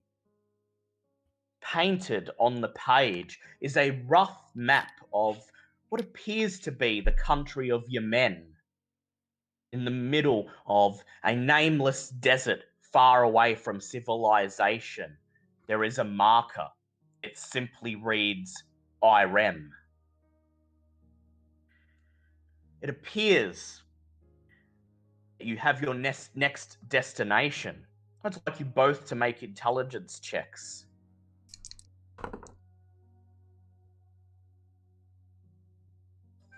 Well, that is an extreme And, pass. and can I push that? It's okay. I only needed Smithy to get it. Okay. It suddenly occurs to you, Edward, just why the cult was so desperate to steal this book back from you. If you're reading this passage right, and you're pretty sure you are, the nameless city of Irem is the storage place for a secondary scroll of Ray's Rillier. And you've learnt enough from reading the Necronomicon by now to know that Ray's Rillier also doubles, if the incantation is read in reverse, as a spell to sink Rillier back into the depths. Oh, While you have the Rillier disc and the Ark of Vlaktos, the Order still have the ability to cast the spell, and provided they find ways to bypass their need for these arcane focuses, they still have a chance to bring the Eldritch City out of the depths. But if someone who was working against them, also possessed a copy of the spell and was able to recite it in reverse, then all their plans would be for naught. So, they did not take the Necronomicon from you to keep you safe or to protect you. They tried to steal it from you so that you would not find this one piece of information that may be enough to end their plans once and for all. You tell the captain, you tell him the answer, the thing that combined with the Rillier disc and the Ark of Vlaktos will ensure that even if the cult's ritual succeeds, that the full breadth of their plans cannot come to fruition. I just sit down and take a hit from my whiskey and start sort of humming to myself and wrap your arms. Just instinctively just walk over and just thinking about everything, and then just sit in the captain's lap and just start sobbing. And then you sit there until the first rays of sunlight appear on the horizon and morning comes. And as you step out of the lighthouse, you see floating in the ocean bits of metal, bits of plastic, the remnants of the boat along with them, a hunting rifle, and a telltale white woman's coat. So, Captain, do you think you have the ability? Do you think you're up to sail all the way to Yemen? Next episode? Well, at this point, since we have no boat and no way off the island. Oh no, that's gonna be. You'll be able to swim back. We've got the lifeboat. To get back. Okay. Yeah, you've got the lifeboat, so you're But, gonna take that back to shore. Edward's happy to be on a deserted island with the captain for a little while. Just the same, when you bring up the prospect of returning to land, Edward wraps his arms around you and he says, well, you know what? I've always wanted a trip to the exotic Middle East, and who better to take me there than the captain in the Mayflower Mark II? Okay, rewards. First of all...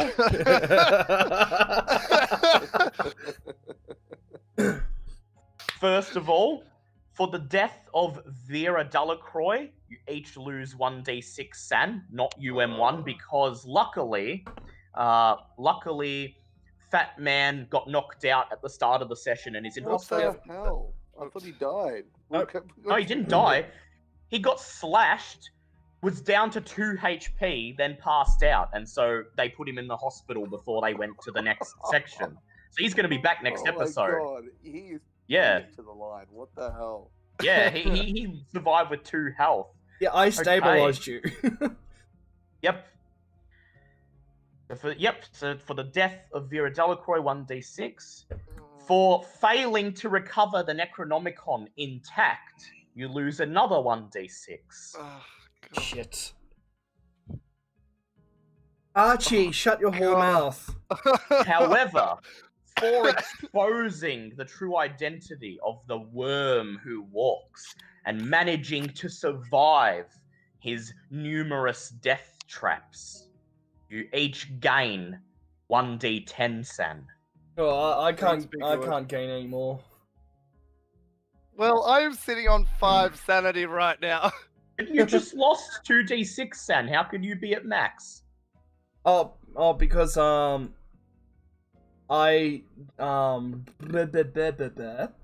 was originally at 85, but due to the And now you've gone below what your Cthulhu mythos is. Yep. Yep. All right.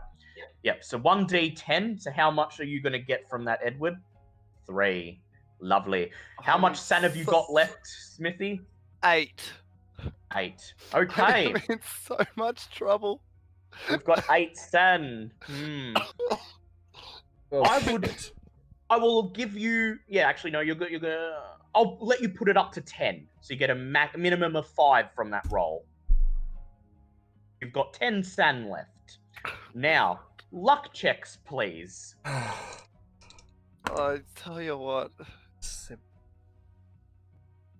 Damn it. Oh, that's a fail. What a shame. I passed it. Okay, Smithy, you gain 4d10 luck. 4d10. Hey. 18. That's much better than nothing. So you're About back more than at what I like had the to- high 20s. No, that takes me to 23. 23 and 10 san. It's going to be an interesting next episode. Yep. How am I going to survive long enough to be able to help out? But furthermore, we picked up a spell this session. Yep. A spell of Mind Blast. So who's going to want to learn that? What Well, does that even do? it's in my possession, Yeah, so so I'm what gonna it learn does is when you cast it on somebody, you make an opposed power roll with them. And if you win the opposed power roll, they instantly lose 5 points of san and go temporarily insane. Well, I don't think I have the sanity for that, so... yeah, Alright. I'm gonna learn it. All right, Captain, please make an intelligence check. Is this intelligent to understand it? Yes. Uh, It's been dumbed down so that the Woody family could read it, Well, but that- you still have to memorize the incantation. well, that's an 18.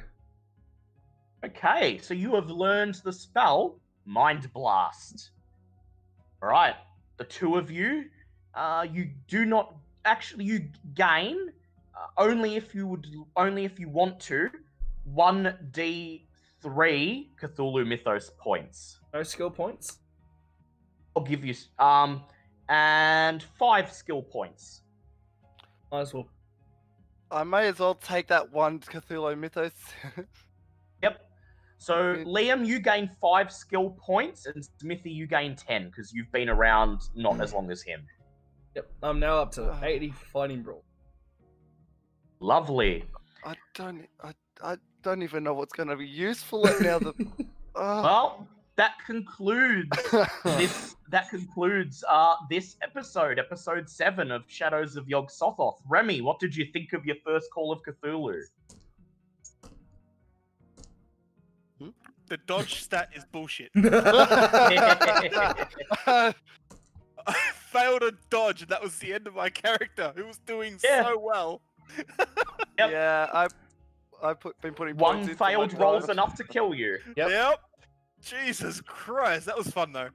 I Yeah. could definitely see how this is really It could be enjoyable. addictive. Yeah, Oh, Yeah, gosh. exactly. Especially if it's your own character that you've actually created and put effort into. Yep. Yeah. And you're like legitimately scared of losing him. That's how But I've felt I the last definitely- 3 episodes with this guy. I definitely Yep. would have played a bit differently. Yes, If I was trying to make him survive. Although that would not have stopped me failing the dodge roll. Yeah. No, he still would have failed. He only I had a did- 20% chance of passing that. Yeah, I did pretty fucking well up until You that did. dodge roll. Look, if you die in the 3 climax, kills. that's usually the way to go. Yeah, but I got 3 kills in my first ever game. Yeah. so I'm Yeah, that was happy. real And it's nice.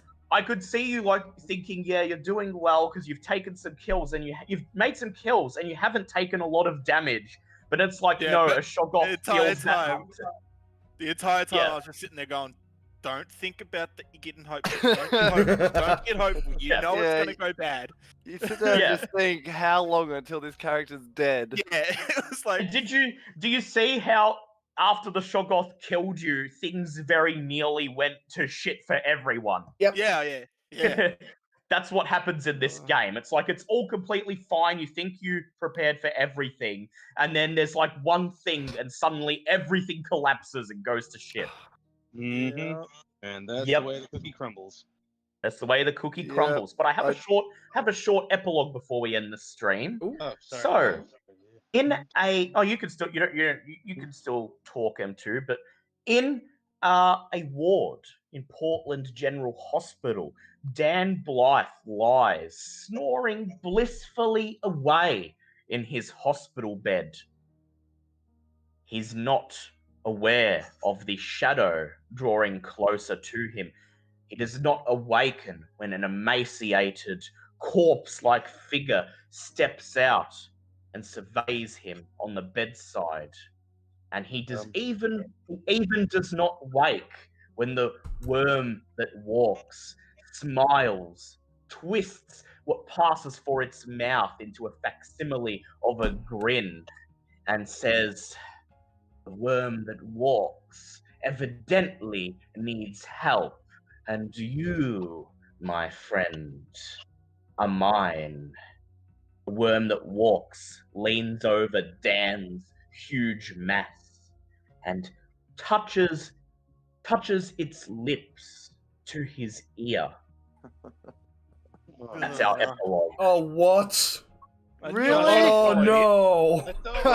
no. Dan lives to fight another day? And lives to fight another day, but I have plans for him now. Oh, no. Okay, Right hey, back to getting betrayed Does he by learn the people. ability to turn into an armadillo and roll Oh, out? no, I will no, give- no. Dan will get an ability for next episode. I'm going to give him an ability. Ugh. But there is a chance that the parasite that just got put in his head is going to make him completely snap one day soon. So now he's a ticking time bomb. So, He was always a ticking time bomb. so he's So, so he's not a betrayer. He's just gonna be a betrayer when you choose to. hey guys, Yes. I'm Okay. gonna betray you. Yeah. One Yeah, doesn't know when his character. Yeah, Now we it's just not need to have, like, M1's any choice to pressure have. him to having a heart attack. Yeah, it's not M1's choice to betray you. It's at one point there's going to be, okay, time to do a power check. Oh, you failed. The worm that walks takes control. But don't worry, you can use his natural weight as an obstacle to slow him down. Yeah. I mean, The that worm that whatever walks. his head's going to have to get through like folds and folds of cholesterol to actually get to the brainstem. Oh, okay, well that holy shit, that was probably our best episode to date. For Glad you liked it. Ed Well, would this- have to That's spend okay, some alone M1. time with the captain. the best episode You're to date. Welcome. The best episode to date for this campaign. I did like that one. So tell another That's reporter the out. date I'm not even here for. That's just Yeah, no, Can't I Hello, believe we've everyone. killed me. We hope you enjoyed that episode, everyone, and we hope that you join us again in 2 weeks for episode 8, Nameless City, Nameless Terror, where our investigators travel to the Middle East, deep into the deserts of Yemen, and finally penetrate into the nameless city Yeah, to find man. the scroll of Ray's Rillier. And don't Lost forget to pronunciation. stick around. Yes, and don't forget to sub and check out our new Dungeons and Dagons channel, where we will be running all of our campaigns in the future. And check out our Patreon too, so you can get cool perks like getting us to do wacky one-shots or getting a guest role in an episode. I was also I forgot to mention that, but I was going to mention the stick around. In about an hour we will be doing another stream of Baldur's Gate 3. Yes, that's right. And the book's starting at 7. All right, So yeah, Dan Blythe, you're alive still for next episode. So all right, I'll be back in a second. Are you? All right, there you go, guys. Holy fuck! My God, that climax scared the living shit out of me, and we had 2 deaths just straight off the bat. My God, did not even think about it. And also, once again, for having the entire thing muted, I did not realize. Why am I spending? Okay, I did not realize. I'm so sorry, but I hope you liked what you saw tonight. Thank you to Papa for the awesome raid. Thank you for all of you guys on YouTube and Twitch. And be sure to come back in about half an hour or an hour for me, Dale, and Miss Kitty streaming Baldur's Gate 3. You guys are awesome. Thank you so much. And I will see you guys next time.